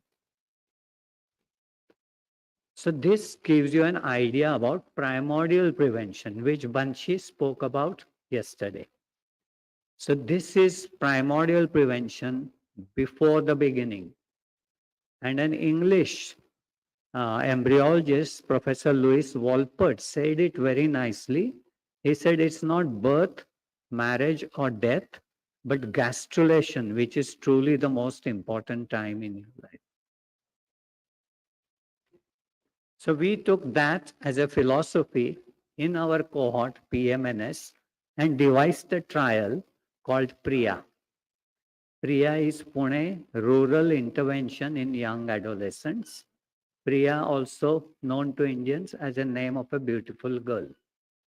And what we did was we intervened in the adolescents in the PMNS from age of 17 to improve their B12 and multi-macronutrient status. The trial went on for 8.5 years. It was stopped in February 2020 when the COVID lockdown happened. And we were able to measure in the first round neurocognitive measurements in the child between 2 and 4 years of age. What did we find? In this B12 deficient population, supplementing 2 micrograms of B12 to the adolescents from adolescence till the day of delivery improved neurocognitive function in their babies. Quite a substantial gain. And we have, of course, done multiomics. That's how I said from the horoscope to multiomics. We have looked at DNA methylation in the cord blood. We have done transcriptome of the white blood cells in the cord blood. We have done proteomics. We have done placental studies of transporters. Very important finding which we have published is by giving B12 and multi-micronutrients, we are able to reset the cell cycle in the cord blood cells. This to me is big news, that we are able to affect such a basic component of cell growth. Another study was done in Mumbai based on the Pune study of finding that mothers who ate more green leafy vegetables, milk and fruit had their baby's birth weight which was higher. So this was done in Mumbai, and it showed that supplementing samosas with a combination of green leafy vegetable, milk powder and fruit powder improved the birth weight of the children. Another presentation I will make in Madrid in 2 weeks' time is this very interesting finding about birth weight of the children born in the PRIYA study. This is a unique cohort in the world where mother and baby are measured in the same cohort using same instruments and same observers. So we are quite sure about what we are measuring. And what do we find? In one generation, birth weight has increased by 200 grams. All other parameters have increased. Fat hasn't increased. So for the first time, developments within India and possibly the multi-micronutrient supplements which we have given are helping us to come out of the thin fat phenotype. This to me is again a big news that we might come out of the thin fat phenotype soon if we do right sort of interventions. Finally, when I gave this talk in Denmark a couple of years ago, a Polish dean of medical college in Poznan walked up to me. What I had shown was a picture from David Barker's paper, last paper before he passed Viral, away. Yeah. running short He of time. showed that if it's a female pregnancy, the ova of that female child has all 1 million ova of that female child are present between 10 to 20 weeks of gestation. And therefore that ovary is very important. She came up to me and said, Dr. Yadnik, do you know in Polish, Yadnik is ovary. So that to me is the last message I am going to give you, that from horoscope to multiomics, you also have some whatever factors working, that Yajnik is ovary and he is working in the DOAD phenomenon. Thank you. Thank you, Dr. Janik. So we only have time for one quick question now, and we'll have more time at the end of the next presentation.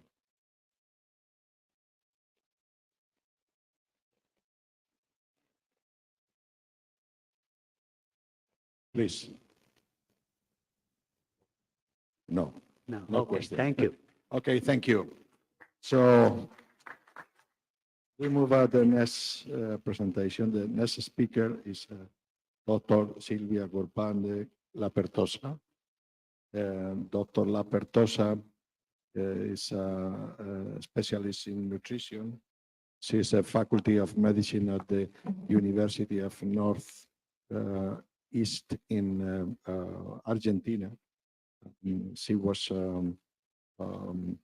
past president of the Argentinian Diabetes Society and national coordinator of the World Diabetes Foundation project on gestational diabetes. And she has a lot of experience in the topic of today's presentations, the importance of postpartum reclassification in gestational diabetes for the prevention of type 2 diabetes and pre-diabetes. Dr. La Pertosa. Thanks, Rafael. First of all, I would like to thank the organizing committee for the invitation to share with you Argentine experience in an education program for women with gestational diabetes. Today's agenda is to highlight the risks of developing type 2 diabetes and prediabetes in GDM, the prevalence of GDM in Argentina, the importance of reclassification, and to show the educational experience for the EduJust project and our results and proposal for future research. Gestational diabetes is associated with an elevated risk of developing prediabetes and type 2 diabetes after childbirth. It's also associated with that type 2 diabetes, type 1, and monogenic diabetes. The risk of is associated is this population, the risk is 10 times higher than in the general population. In addition to the risk of diabetes, this group has a higher risk of developing long-term cardiometabolic disease and promote obesity and diabetes in their offspring in childhood and adolescence. Certainly, a history of GDM predicted greatly increased rates of type 2 diabetes. Because of this, we consider that GDM is an overload to the diabetes epidemic that we are going through. A situation that forces us to develop prevention strategies. In order to do, it's necessary to study the carbohydrate metabolism after delivery and for a prolonged period of time. Reclassification is the first step to avoid the diagnosis and treatment with the criteria of the WHO. In our country, the prevalence of gestational diabetes is 9.8%. Local evidence on the factors associated with the outcome of postpartum reclassification in women with GDM is scarce. Being able to focus on the future care of this population would allow us to implement preventive measures, both the development of type 2 and to reduce the morbidity and mortality. From 2020 to 2025, a structured education program was implemented for GDM women and the medical care team. I coordinate this project with Dr. Susana Salzberg, Licenciate Jorge Elgar, and my person. Coordinate activity between the primary care centers of 10 provinces in our country and the maternity wards of 10 hospitals to evaluate perinatal outcomes. This program is within a global project called Comprehensive Approach to Extreme Prevention and Care for Vulnerable Population within the public health system in Argentina. This is a project funded by World Diabetes Foundation. The EduShares project aims is to improve the diagnosis of gestational diabetes, quality of care, treatment of pregnant women with GDM, training the members of the health team, and reclassification after delivery. Healthcare worker is a diagnosis and treatment circuit. Healthcare workers go around the community and detect pregnant women and refer them to the primary care centers where the oral glucose tolerance test is performed. Once diagnosed, they are referred to the high-risk teams, to the hospital. They are receive medical care and for educated in the hospital. After 6 weeks after delivery, reclassification is carried out, and if they are diagnosed with diabetes or prediabetes, they are referred to the primary care centers for follow-ups. Healthcare providers were trained. 64 educators were training in diabetes education at Northeast University. 10 rings with obstetrician, diabetologists, nutrition, midwives, and nurses attending women with gestational diabetes jointly. We designed and developed an educational toolkits for educators. It's food cards, games, injection for simulation practice, puzzle, and slide kits for all the educated the women in the same form. e-books, digital books to the phone to the patients give in the sessions, and the video patients with is in the phone with this is in English, and sorry.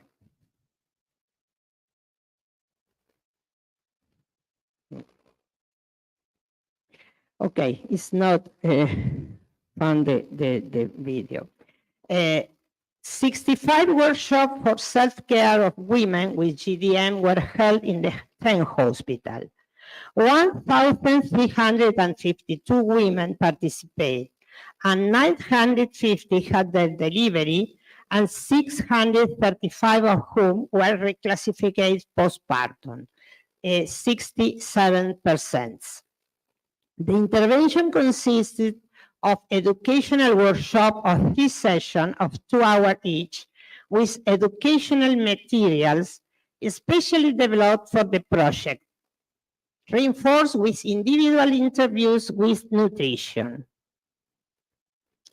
Also, records of food intake, NutriQuit Jest, and clinical and metabolic indicator quality up Jest, with the development of software. A pre-post intervention analysis was carried out where food intake and well-being indicators were verified. Now, our aim is to describe the result of reclassification after childbirth in a cohort of women with GDM from the EDUGES study, and to determine the factors associated with the diagnosis of prediabetes and type 2 diabetes. This is an observational and analytic study on records of pregnant women with GDM recorded within the framework of the EDUGES study. This 573 patients with 31.5 years of the age of the time of the pregnancy, gestational age, 25.4 weeks of gestational age at the first consultation, and a body mass index at the first visit is 31.4 kilos. And this is important that in the reclassification postpartum, 76.3% is normal, 19.5% is prediabetes, and 4.2% is type 2 diabetes. Among with type 2, there was a higher percentage of patients with hypertension, 60.7%. A history of previous GDM, fetal prematurity, newborn greater than 4 kilos is 33.3, and the use insulin treatment during pregnancy is 17.8. It's more different to the prediabetes and normal women. There are statistically significant difference in prediabetes and diabetes in relation to the normal ones in the gestational weeks of the first visits, as well as in the weight and body mass index of the first visit, as well as in fructosamine. The development of type 2 diabetes was significantly associated with the use of insulin during pregnancy. The is the OR 4.4, hypertension OR 3.4, and previous gestational diabetes is 2.9. And in while prediabetes was significantly associated with hypertension, OR 2.42, insulin use during pregnancy, OR 1.59. Body mass index is OR 1.6 and fructosamine OR 0.02. Risk factor associated with the diagnosis of prediabetes and type 2 diabetes in the postpartum period in GDM were found, which will allow early identification of patients at higher risk and highlight the need to raise awarenesses in this population to reclassify at the 6th week after delivery. Prevention program should be implemented by installing the concept of fourth trimester is the connection postpartum and the next to the primary care, so that upon discharge the woman is given a passport that the Federation International of Gyneco-Obstetrics give the women with her high-risk pregnancy status and is followed up at the first level of care along with the control of the child. It is necessary to incorporate maternal and child care into the chronic disease care model. This is a model to diabetes, to attend the diabetes in the primary care and the hospital, and the maternal and the child is not incorporated in this program. And it is necessary to put in this program for prevent the diabetes and the mother and the babies. I would like to acknowledge this and the World Diabetes Foundation project and all the team who works in the different hospital and primary care to is possibility to help this work. And this is the teams and the university people who work with us, and we thanks all the mothers and the babies who is possible to make these works in our country. Thanks. Thank you very much, Dr. Lapertosa. Don't move it, please, because we have probably questions coming from the audience. And I invite the other speakers to be ready for answer the potential questions, please. Dr. Smith. Yagnik, thank you, Sylvia, for this wonderful presentation. I would like to ask you more about the reasons that you have such a success in getting the postpartum reclassification, which I understood was about 67%. Would you tell us why you were so successful? The reclassification is with OGT with 75 grams, and is is 140 for pre-diabetes and 200 for diabetes post the reclassification. Right, but how were you so successful in getting so many women to do the reclassification, which is a very important thing? I mean, was it the primary care physician who did it? Did you go to their homes? Why could you help us understanding a little bit more how successful you were? Because people get rates of 30 to 70% depending on how they work. So It's a high number because we incorporate the concept to need to reclassification in the education program and insist that the women to come back to make the reclassification, and then the primary care call the women to her house. Okay, good, thank you. My question to Dr. Tikku. Sir, Tikku, sir. Dr. Tikku, my question to you.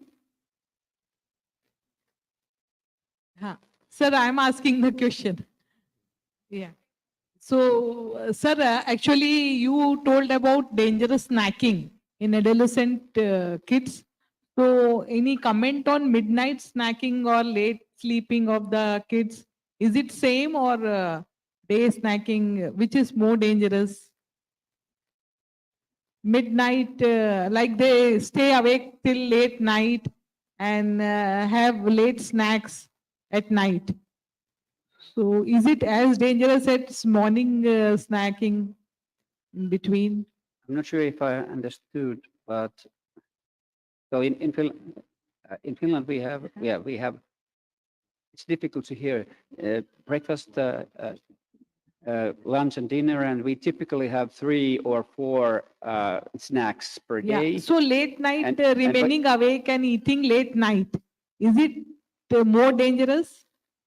We do not have that kind of data to show it, but yeah. So typically the children do not eat anything after they have one snack after dinner typically in Finland.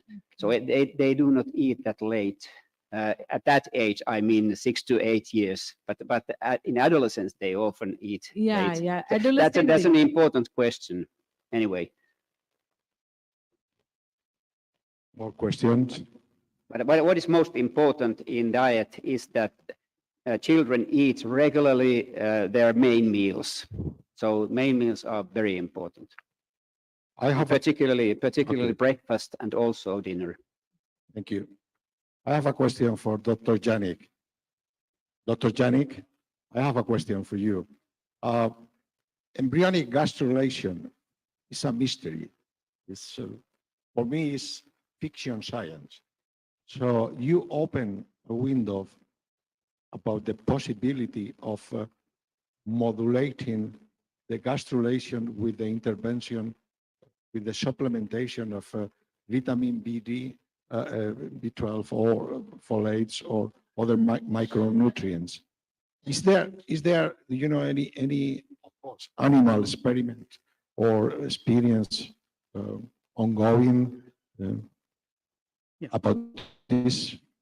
This is the basis of preconceptional intervention. And Lancet had a consultation in 2018. We wrote 3 papers on this. And that's why in the DOHAD world, the best time to intervene is thought to be preconceptional, because then you are able to cover the blastocyst and the gastrulation period. You can't do it because woman doesn't know when she become pregnant. Therefore, you have to start before. And the definition of preconception has been varying. It could be theoretically 1 day before conception. But for a woman, we decide when she decides to become pregnant, from that time she can start taking it.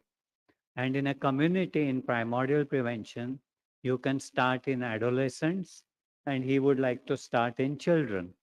So it's an intergenerational thing. Earlier you start, the better. And I keep saying it's never too early, never too late. You need to do something. Thank you. Bruce? Yeah, I have a question for Dr. Yasnik also. It's been a pleasure to follow your presentations and work through the decades. When we're all meeting, looking this way, you keep saying, well, don't forget to look that way also.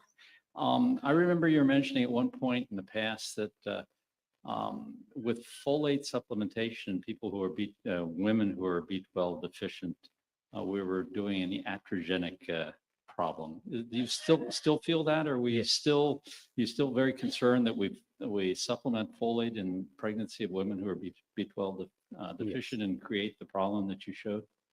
Thank you for asking that question. Yeah. Basically, the idea of folate or folic acid supplementation came from the MRC trial. And MRC trial was on recurrence of neural tube defects. They advised a dose of 4 mg per day. In community, we are doing the first occurrence of prevention. And for that, the dose is 400 micrograms. In India, the obstetricians forgot that 4 and 5 mg was for preventing recurrence. And they have been giving these 5 mg tablets to pregnant women and before. which is 12 times higher than the recommended dose. In India, being vegetarian, B12 deficiency is very common. So we create an artificial or iatrogenic imbalance of low B12 and high folate. And I think that has contributed to this problem. There is a concern in many countries, including US, about the dose of folic acid that's used in mandatory flower fortification. And that might create such situation in some of the other countries. Thank you, sir. I take this opportunity to congratulate Dr. Tikku, Dr. Yagnik, and Dr. Sylvia for such an elaborate speech for the prevention of diabetes in fetus, pre-gestational, as well as adolescent. Now let us all join for the picture session.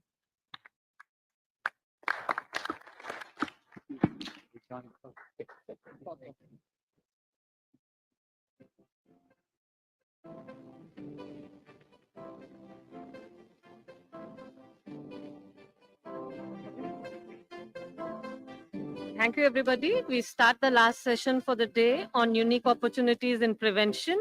The order of the speakers is going to be slightly revised because Dr. Rakesh Sahai has a flight.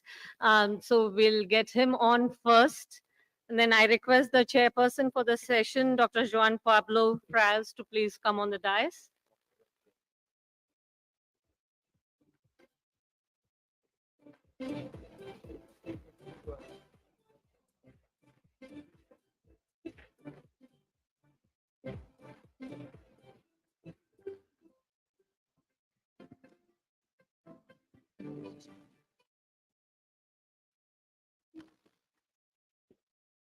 Okay, so we'll get going. I know we're running a little bit behind. So Professor Rakesh, I don't think you need an introduction.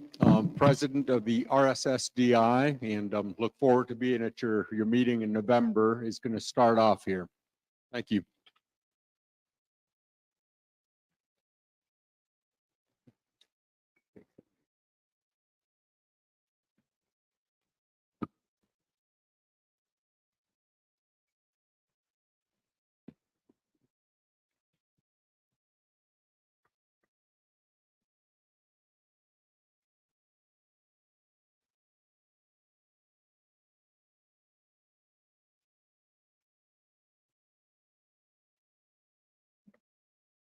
So good afternoon to everyone here. Thanks for the kind words of introduction. And I'll be and thanks to the organizers, Dr. Purvi and Dr.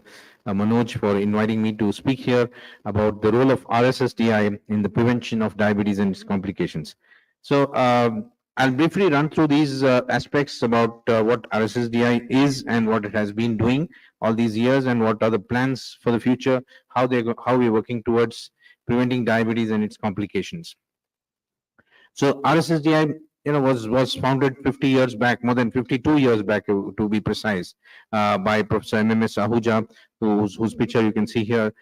He started it like a small organization fostering research in the field of diabetes. The primary objective was that to promote research in the field of diabetes, and also with the ultimate aim of preventing diabetes and its complications, and to make the lives of people with diabetes better.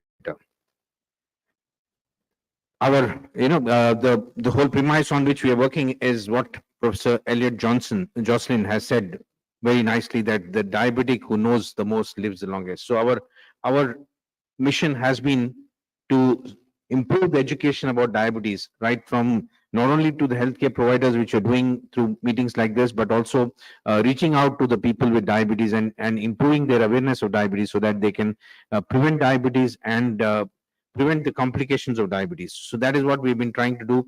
Even our father of diabetes in India, Professor M. Vishwanathan, he was the first one to start off a diabetes clinic and start off the specialty of diabetology in India.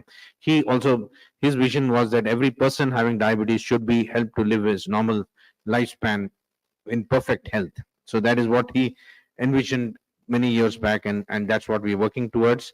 We celebrated the 50 years of RSSDI existence at the All India Institute of Medical Sciences, where Professor MMS Ahuja was working, and that's where the organization was founded. So, you can recognize many of the people in this picture who are probably part of this meeting. And so we celebrated 2 years back. We commemorated the 50th anniversary of RSSDI, and RSSDI over the last half century has grown to probably become the largest organization of healthcare providers in the field of diabetes, with more than 12,000 members now.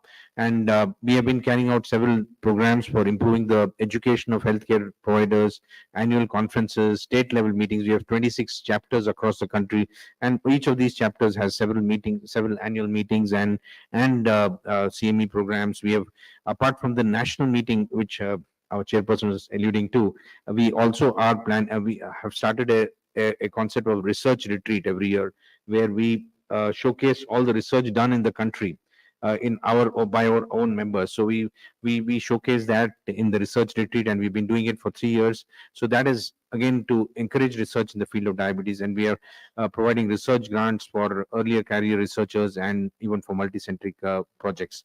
And training centers have been created for fellowship, capacity building for fellowship in diabetes, and this has been accredited by Jaipur University. And the main objective is to improve the lives of people with diabetes by all these measures. So, but what we have realized is that what got us here is probably not going to take us ahead, and we need to do something more. So we have realized that diabetes in India is different. We know all this. We are developing diabetes at an early age. We have just heard a lot about the developmental origins of welcome Dr. Peter. He's here. He's been part of our programs. I'm going to show you some of the pictures where Dr. Peter has participated in some of our programs.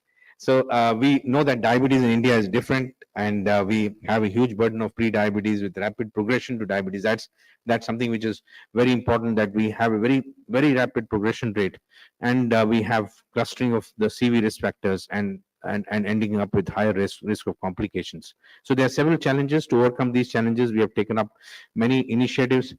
Some of the initiatives have been, we have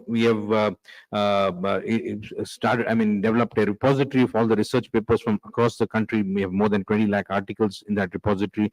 We have taken up large campaigns like the Defeat Diabetes campaign, Save the Feet campaign, and obesity assessment survey was done last year. And this Defeat Diabetes campaign was done in 2021, the Save the Feet campaign in 2022. We have fostered new collaborations with the National Cancer Grid, and also with the and established a new center for digital diabetology. So the idea is that we need to move beyond what we are doing in terms of using digital technology towards improving the awareness of people and preventing diabetes. And we are also looking at leadership development programs which will enable our members to take up these activities. So just a few words about the Defeat Diabetes campaign, which was done in 2021, which was done during the when Dr. Bansi was the president, and we had the mission was to reach out to 100 million people in 100 days. And we did this. Our vision was to improve the awareness amongst people so that they know about diabetes, they are able to understand and screen for diabetes. So these were the people who were running the program, and we reached out to about the idea was that we have a huge burden of undiagnosed diabetes. More than 50% of the people with diabetes in our country are unaware about their diabetes. So unless we increase the awareness and encourage them to screen themselves, we are not going to reach. We are not going to do anything different. So we try to reach out to that. We also also understand that we have suboptimal control in our people with diabetes. So the idea was to improve the awareness for screening, screening and using SMBG more often. So the Defeat Diabetes campaign was launched by the Chief Justice of India. This was launched on a virtual platform because that was the COVID time when we had the launch, and it was covered by the media. It reached out to millions of people across the country who read about this program, and then and we had we reached out through different media like the Facebook live campaigns, where everybody put this up on their Facebook, on the digital platforms, and we reached out to, these were the millions of people that we reached out to. And basically, we also wanted to improve the awareness to do blood glucose testing, because this is something which is not often done. So we had, editorials like this written to encourage the use of blood glucose levels to be done routinely. And we wanted to highlight the fact that this should be a new vital sign that should be done in all people. And finally, this is the publication that came out, because we ended the campaign with doing 1 million tests, blood glucose tests on one day across the country. So that was to set up a record there. We did that on 29th of September 2021, and this is the publication that came out of this campaign.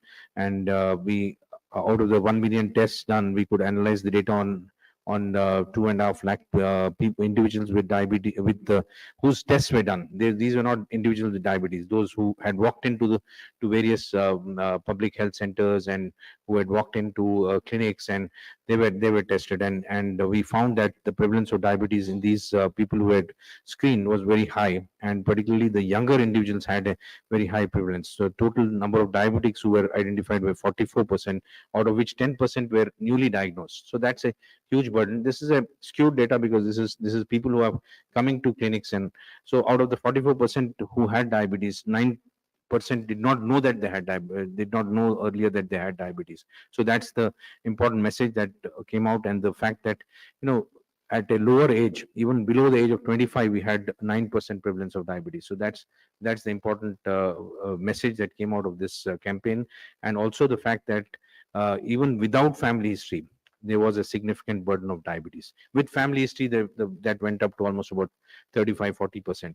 So that is that underscores the need for starting screening early, and that is a message that we have conveyed from this campaign. Then we also carried out a campaign called the Save the Feet campaign, which was primarily to increase the awareness of people with diabetes about preventing amputations, identifying early identification of any form of neuropathy, and that would actually lead to prevention of amputation. So that was carried out under the guidance of Professor Vijay Vishwanathan, who was at that time also the president of Deep Foot International, and he devised the whole program. And we screened about almost 50,000 participants were screened, and we found that 1/3 of them had some 1/3 to half of them had some form of neuropathy, and a lot of them had uncontrolled diabetes. And we were able to sort of increase the awareness, because all of these people who were screened were given advice on screening themselves for the protective sensation, and also about their foot care, and that ultimately led to prevention of amputations in a huge number of this population. Then apart from that, we've been carrying out public awareness programs in the form of diabetes bites.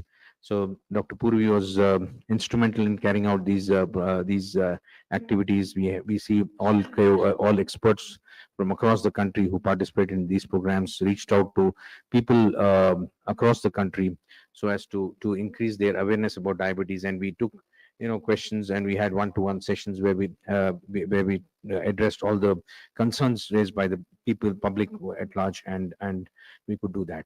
And here we are. We had a very recent program where we decided that we realized that we need to catch them young, and look at educating children right from the school days about about diabetes, and how they need to be aware about not only diabetes but all the non-communicable diseases.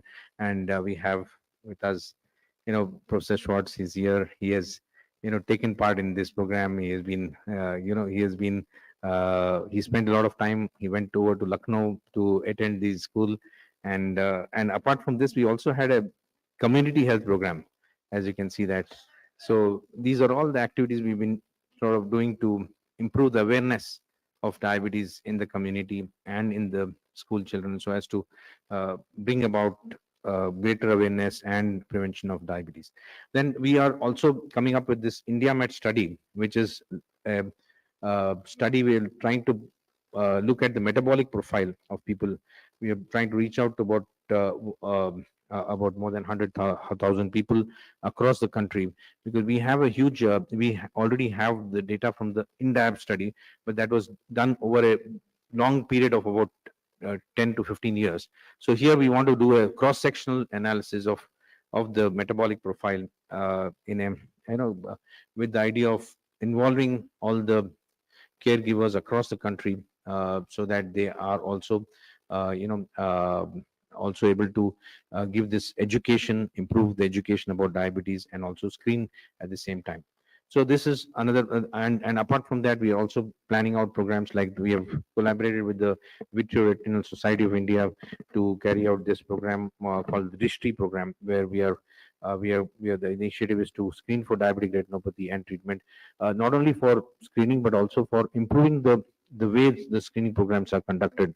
So we are planning to do that, and then we are planning out a study where we are looking at the prevalence of MAS CLD across the country. We're calling it the Healthy Liver, Healthy Life campaign, and we also plan to do a second phase of the Save the Feet campaign. So we realize that collaboration is important, and the objective of RSSD is to get people working in the field of diabetes from across the country together, so that they collaborate, and we put together, come out with unique solutions, and that will improve the lives of people with diabetes. We've entered into a MOU with Koita Foundation to set up a RSSDI Koita Digital Diabetes Center, which is going to harness the digital technology in the field of diabetes, so as to not only improve the screening for complications, but also look at the eventual goal of identifying early markers for diabetes, prevention of diabetes. So through all these ways, we want to go forward and towards with the goal of prevention of diabetes and its complications. So I think the aim is that unity is strength. When there is teamwork and collaboration, wonderful things can be achieved. So this is what RSSDI is keeping in mind, and this is the motto on which RSSDI has been working. So I hope I wish to once again encourage all people who are not members of RSDI to become members of RSDI and work with RSDI towards achieving this goal of prevention of diabetes. Thank you. Wonderful talk. Thank you very much. Do you ever sleep? That's a lot of stuff you're doing there. So congratulations, and nice to see that you're working with IDF as well. And Peter, great energy there too. So I think we have time for any one probably comment or question. Anyone from the audience?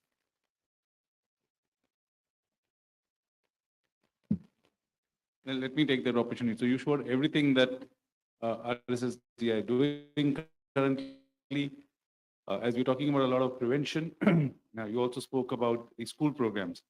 Can RSSDI plan some specific programs for adolescents to create awareness about adults and obesity, and also for the right kind of acceptance for children with type 1 in school? So we had an IDF program. Can RSSDI adopt or plan something like that? Absolutely, you should lead that. There you go. Thank you. All right, thank you very much. So our next speaker is from Seoul, or not from Seoul, but from South Korea. It's Dr. Sam-gu Lee, who's the CEO and founder of 239 Bio Inc., and he's a professor of Jeonbuk National University. And I think this is going to be an extremely interesting topic. Gryllus bimaculatus, which are actually crickets, and their effect in diabetes. He's been very involved in nutrition, and I thought of his CV here. I was looking through it, and I thought it was very interesting to see that he has been part of the edible insects group in South Korea. So this should be a very interesting talk. Thank you. Hi, I'm Dr. Lee from South Korea. I think it will be really a great opportunity for me to inviting and then for the presentation here about my research results. And then I think it'll be kind of unique opportunity to prevent and treat the diabetes, I think. And then today we'll connect the non-pharmacological treatment diabetes with alternative protein of edible insects I found that there is a direct link between the diabetes and Alzheimer's disease and dementia in recent scientific results in vitro, in vivo, and human patients. I define this creature as a hidden treasure. Maybe you may go to the forest to find a hidden treasure after you go back home, but be careful, the sanitation.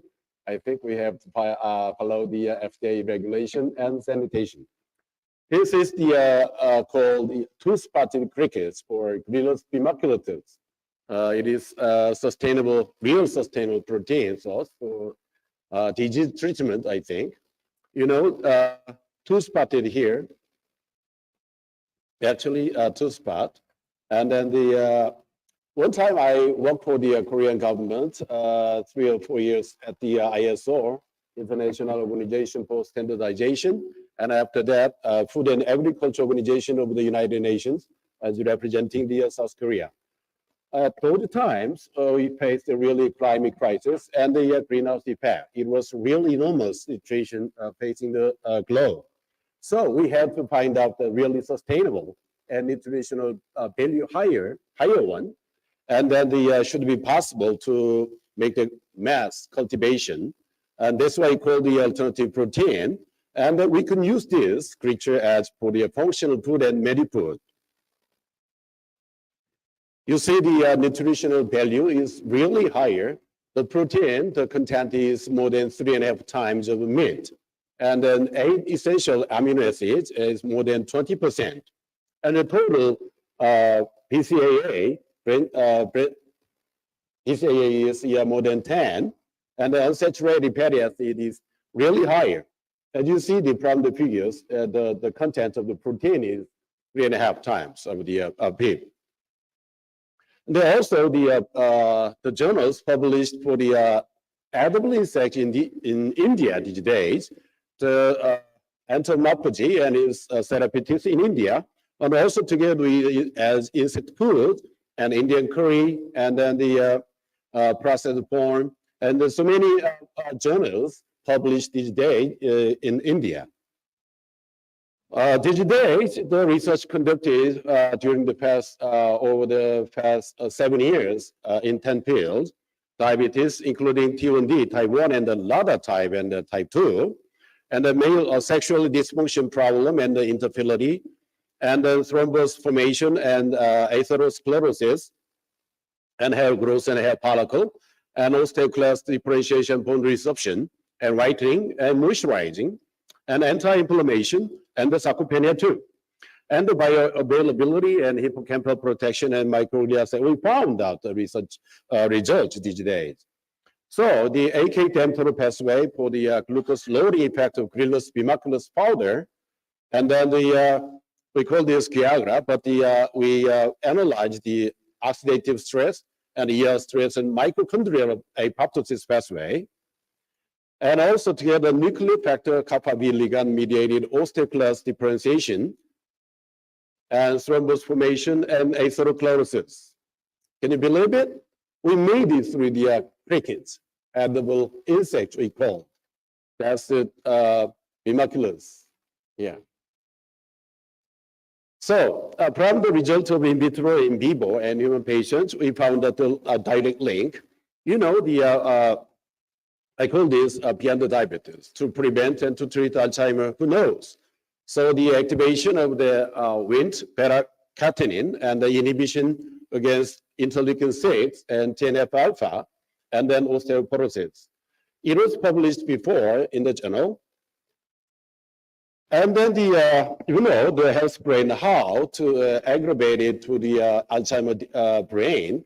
We call this commercially named the name as the Alchem to lessen the Alzheimer. So here, as you see, the mTOR or PS gamma 2, and then integrin alpha V beta 3, and then fibrinogen or prothrombin, and BEX and PCL2 ratio or cleaved caspase 3, PAI1, Wnt beta-catenin, and interleukin 6, TNF-alpha, NFKB, and then P38, JNK, also together MCP1 and MDA, ROS, RNS, SOD, GPX, GPX4, all those are from the crickets.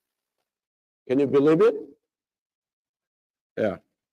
So I think it is recoverable from the diabetes and then Alzheimer's disease.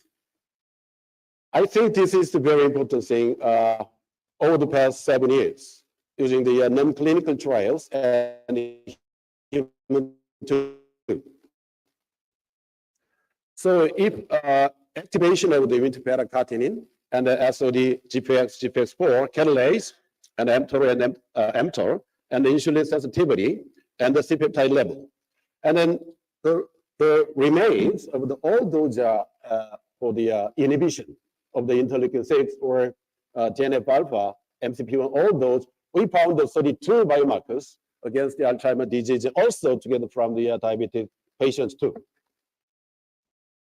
Especially for the confirmation of the efficacy against the diabetes. And then we call this DND. DND, it is defined as diabetes and dietary. DND intake as a daily meal supplement. Till now, more than 1,000 human patients, T1DM, LADA, T2DM included, but there was strict guidelines. As Professor Yako and Timon Laka put it, the lifestyle intervention and physical activities they have to follow if they do not want to retard their escaping time from the diabetes. So lifestyle intervention and physical activities, at least 1 hour walking after meal, or the 30 minutes of stair climbing, or the just stepper climbing too. This is the DND. DND is the diabetes and dietary. It is contained 50 grams per pack as a daily meal supplement.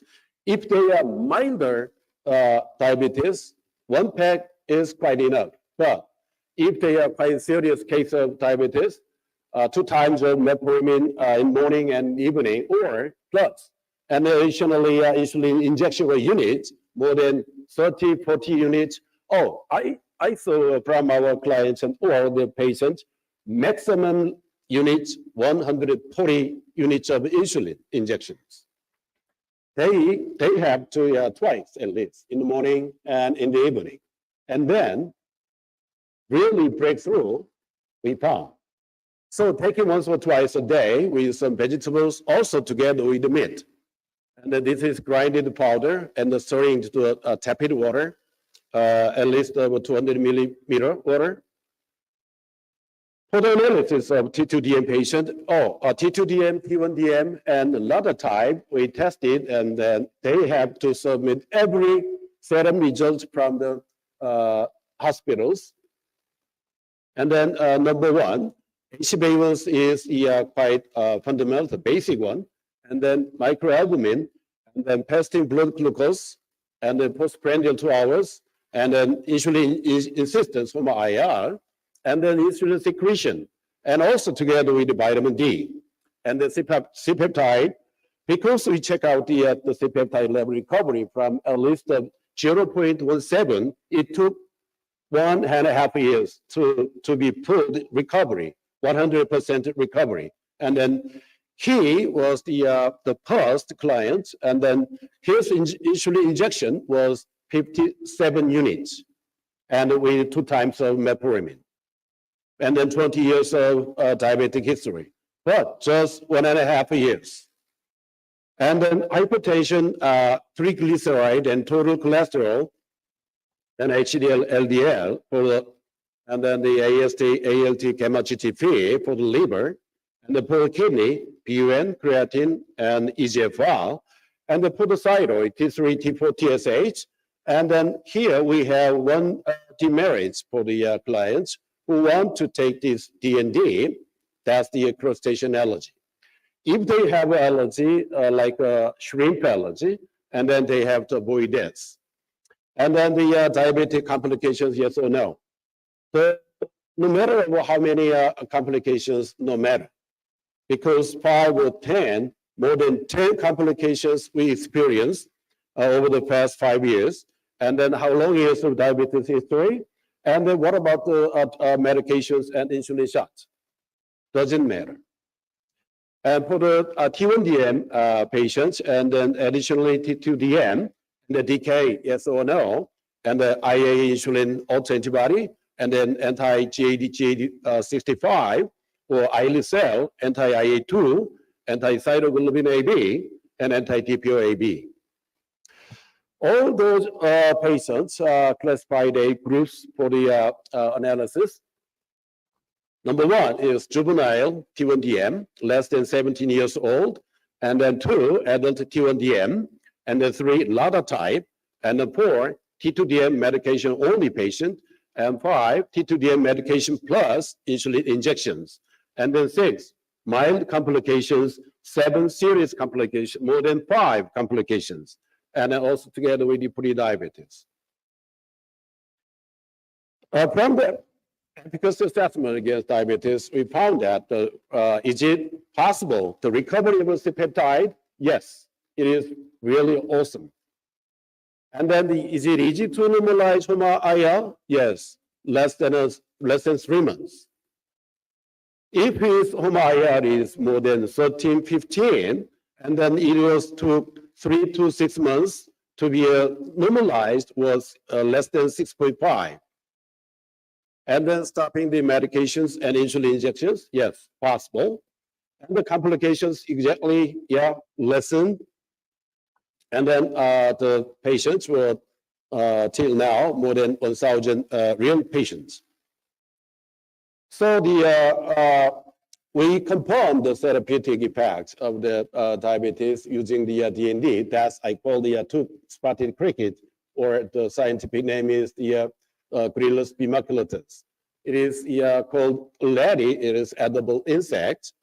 And then the HbA1c reduction, yes, possible, very fast.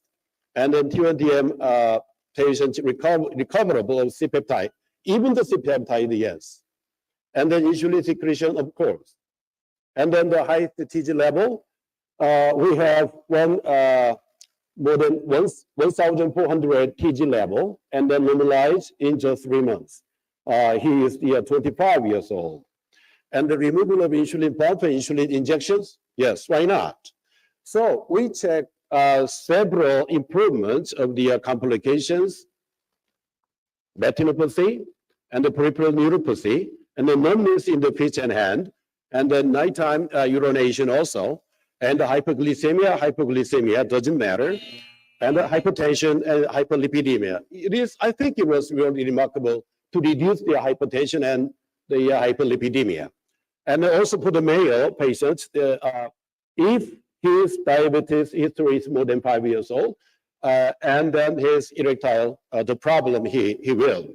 But after nearly 6 months later, his erectile dysfunction, no problem, because we check from the higher level of testosterone, and then hemiparalysis and obesity, it was automatically resolved in 6 months as well.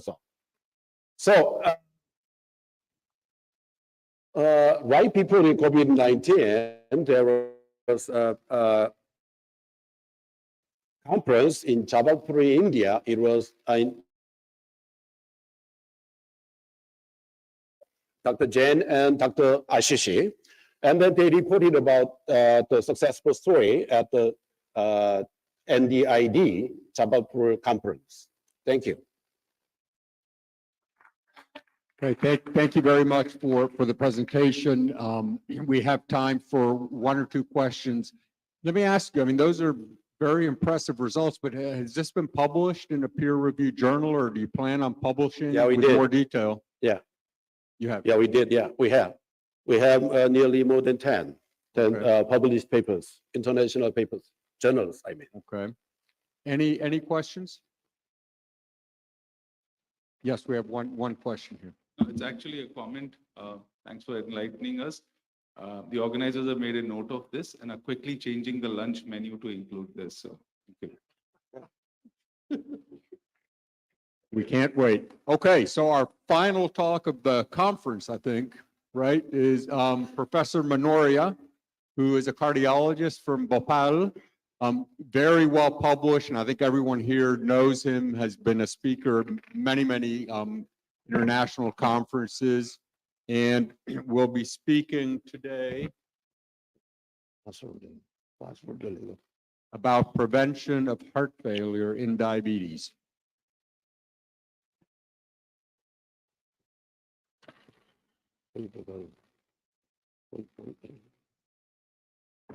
So at the outset, I'd like to thank Dr.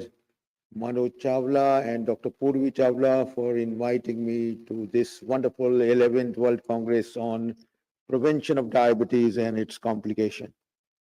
So for the next 10 to 12 minutes, I'll be talking on prevention of heart failure in diabetes.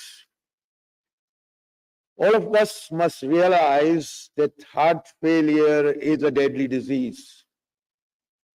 More people die from heart failure than acute myocardial infarction. And unlike acute myocardial infarction, where we have a quick fix in the form of primary angioplasty to undo the pathological process, no such quick fix exists for heart failure. And therefore, heart failure demands early focus and attention if you want to prevent heart failure or if you want to change the trajectory of heart failure. When we look at the statistics, as you are seeing on the slide, 54% of patients of diabetes, 54% patients of heart failure are diabetics. Heart failure in diabetes is frequent, fatal, and often forgotten. The other thing you have to realize is that the human myocyte is not endowed with an endogenous capacity for repair. Once dead, is dead forever. It's not like liver where they can regenerate. And therefore, heart failure, once sets in, runs a malignant progression with a very high morbidity and mortality. The 5-year mortality may be the tune of 50%, a figure higher than most of the malignant lesions. And in diabetics, the 5-year mortality may be to the tune of 85%. So heart failure in diabetes is of immense importance. Drug therapy or device therapy no doubt blunts this malignant progression, improves the survival, but does not arrest it. Because the human myocyte is not endowed with an endogenous capacity for repair, and therefore the end result is dismal. And because of this, cell therapy has been tried for several decades, but after several decades, we are still not very clear as the end of the beginning or beginning of the end. And therefore, prevention of heart failure has emerged as a very important agenda and is indeed possible, as we'll go through in the subsequent minutes. And the ACC rightly redesignated stage A heart failure at risk for heart failure, which means you are suffering only from the risk factors, but no signs and symptoms of heart failure. In stage B as pre-heart failure. And I think all of us are aware of the predictors of heart failure, as you can see on the screen. And you must also be aware of the factors which increase the risk of heart failure. There are several risk scores for prediction of heart failure, as you can see in the slide. This is one of the Watch DRS score. This shows the different parameters and the interpretation, but I don't think this is widely used. So if you want to prevent heart failure in diabetes or otherwise, you have to focus on stage A, which means you are not suffering from heart failure, you're not having any signs and symptoms of heart failure, but you are designated as heart failure just for preventive reasons. This is the only condition where you are designated as heart failure without any signs and symptoms. Stage B, you have also to focus because it is structural heart disease, but no signs and symptoms. Now, during the last couple of years, there has been spectacular advances in the field of heart failure, both in terms of enhanced understanding and in the availability of panoply of newer interventions. And it is natriuretic biomarkers, which has resulted in reclassification of stages of heart failure. As you can see in this is an analysis of 5,000 patients 35% were diabetics. So when we do natriuretic peptides in stage A, when patient is only risk for heart failure, risk factors, you can see that it can be reclassified stage A. If there is no natriuretic peptide elevation, this remains stage A. But in 21% of patients, the biomarkers were positive, and this was reclassified as stage B. And we have B, we look after, we do echocardiography and serum markers. And as you can see in the results, if you are both echo and biomarker positive, the incidence heart failure, HFrEF, HFpEF, and that all are increased. So even if you're on stage A, you have positive echo and positive B marker, you're at high risk, and this calls for urgent focus and attention for all preventive strategies. And this is the STOP HF study, 18% were diabetic. You can see if you adopt a biomarker approach and treat it with RAS blockers, you can improve the outcome. And this is a study which is dedicated to diabetics, a Pontiac study 2013. 300 patients selected on the basis of NT-proBNP more than 125, and you can see the primary endpoint, hospitalization or death due to cardiac disease, there's a statistically significant reduction. And if you focus on heart failure alone, again, the values are statistically significant. And that's why this is a guideline-based 2AB recommendation. Hypertension, if you're hypertension, you must control your blood pressure and reach the target of 130/80, and this would result in immense reduction in heart failure. It's a class 1A recommendation. If you look at the SPRINT trial, 38% reduction. If you look at the highway trial in elderly patient, again, 64% risk reduction. CHEF trial, whether you are 60 to 69, 70 to 79, or more than 8 years, significant reduction in heart failure. And if you are suffering from prior MI, there may be 80% reduction in HF. And this is a meta-analysis which again showed 37% reduction in heart failure. SGLT2 inhibitors are very important in diabetic patients who are suffering from ASCVD or are at risk for ASCVD. They decrease hospitalization for heart failure, and all these landmark trials have shown this. And if you are suffering from ASCVD, the benefit is more, 24%. If you are at risk for ASCVD, the benefit is less, 16%. And decreasing hospitalization for heart failure, which is a signature effect of SGLT2 inhibitor, is of immense importance because every hospitalization, every rehospitalization takes the patient closer to death. And if somehow you can minimize hospitalization for heart failure, this is indeed a great achievement. And SGLT2 inhibitors have done this in almost all trials, and this is a signature effect. And this is a 1A indication. Optimum management of cardiovascular disease, whatever you are suffering, is also very important.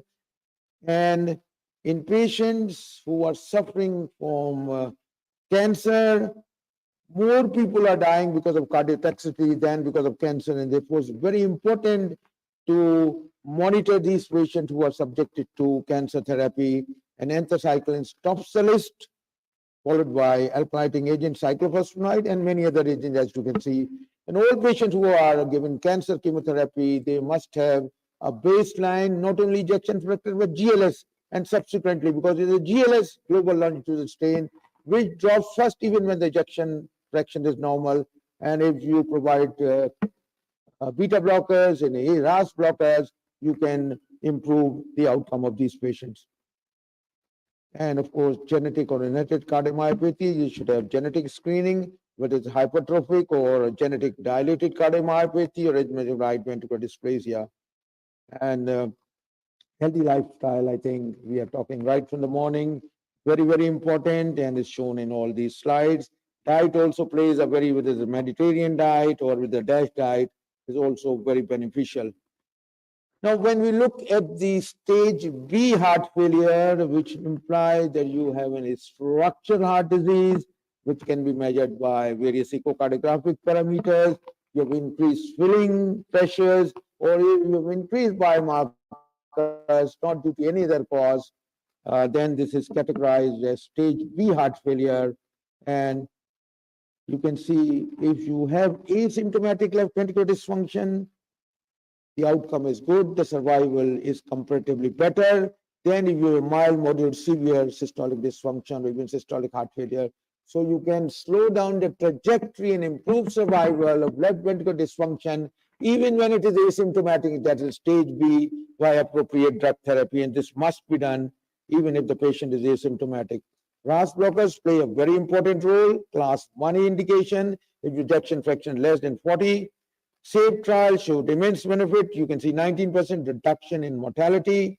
SALT prevention trial, numerical reduction in mortality, but substantial reduction in death or hospitalization, death or CHF. And the 12-year follow-up did show improved survival and cardiac mortality. TRACE trial again shows similar result, reduction in mortality, death from CV cause, sudden death, reinfarction, CV heart failure. And those patients who are AC intolerant, ARB are recommended, and this was tested in the Valiant trial, 23% were diabetic, and this was found non-inferior to captopril. So AC EI intolerant patients, you can use. Beta blockers are again very useful in heart failure if the ejection fraction is less than 40%, ischemic heart failure, even non-ischemic heart failure, and we have data from several trials which show this.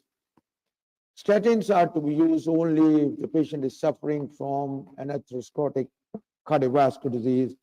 Otherwise, they are not meaningful.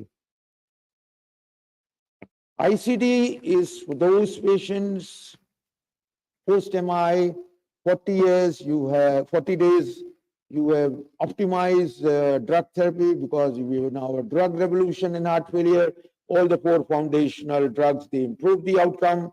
And even after 40 days, you are not able to improve your ejection fraction to more than 30%. And if the life expectations, meaningful survival for 1 year, you can ask for an ICD. You should not use glitazones. You should not use CCB, which have a negative inotropic action. So the take-home message is, you must always remember in the context of heart failure that the human myocyte is not endowed with an endogenous capacity for repair. Once dead, is dead forever. Secondly, prevention of heart failure is the need of the hour, because once heart failure sets in, it runs a malignant progression and is associated with very high morbidity and mortality. Serum biomarkers like BNP more than 50, NT-proBNP 125, must be incorporated in the stage A and B, even when the patient is symptomatic. And prevention of heart failure is usually ignored in clinical practice. Most of the patients do not take treatment unless they are symptomatic, which is totally wrong. And there's an urgent necessity to disseminate the current science of prevention of heart failure, stage A and B. When the patient is asymptomatic, you are powered to improve the trajectory of heart failure, you're powered to improve the outcome. Thank you very much for your kind attention. Thank you very much. Any questions? I'm going to ask one question. Do you recommend getting a BMP in patients at any stage in their life or an age, or sort of just the screening, or not in clinical practice? In past, stage A was not screened by biomarkers, but now I've shown you the data. Even in stage A, when you're having only risk factors, no signs and symptoms, if you screen with a biomarker, if it is positive, you must reclassify it as stage B, get an echocardiogram done. If echoes are positive, you're at a high risk of all heart failure, HFpEF incident, and even mortality. You should put these patients on RAS blockers and beta blockers. They will slow down the trajectory of heart failure. Would you put that patient on an SGLT2 inhibitor as well, or in combination? They seem to be appropriate in diabetic patient, but as shown by the landmark trials, whether you're at risk of ASCVD or not, so they seem appropriate. Wonderful. Yeah, we have one question coming here. Do you see any role of starting GLP-1 RA in patients with high risk of ASCVD? GLP-1 RA do not change heart failure, but if you are suffering from an atherosclerotic cardiovascular disease, say coronary artery disease, they will be beneficial in the context of CAD and may have some beneficial effect. But heart failure without CAD, they do not provide any benefit. Basically, they are not heart failure drugs, except semaglutide, which has shown beneficial effect in HFpEF only in the obese phenotype. So in the obese phenotype, you can use GLP-1 receptor semaglutide, which have shown beneficial effects, not in HFpEF. So semaglutide in times to come may emerge as maybe reclassified as an anti-heart failure drug only in the obese phenotype, because all the STEP-HF trial, diabetic trial has also come out to be positive. Okay, thank you very much. I think you're the final talk of the entire Congress, so congratulations.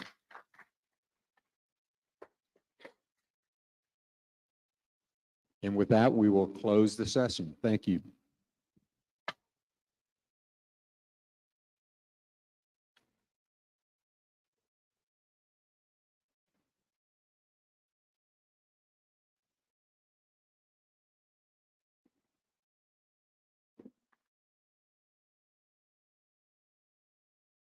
So we just wait for 2 minutes for Dr. Manoj Chawla to come for the valedictory session.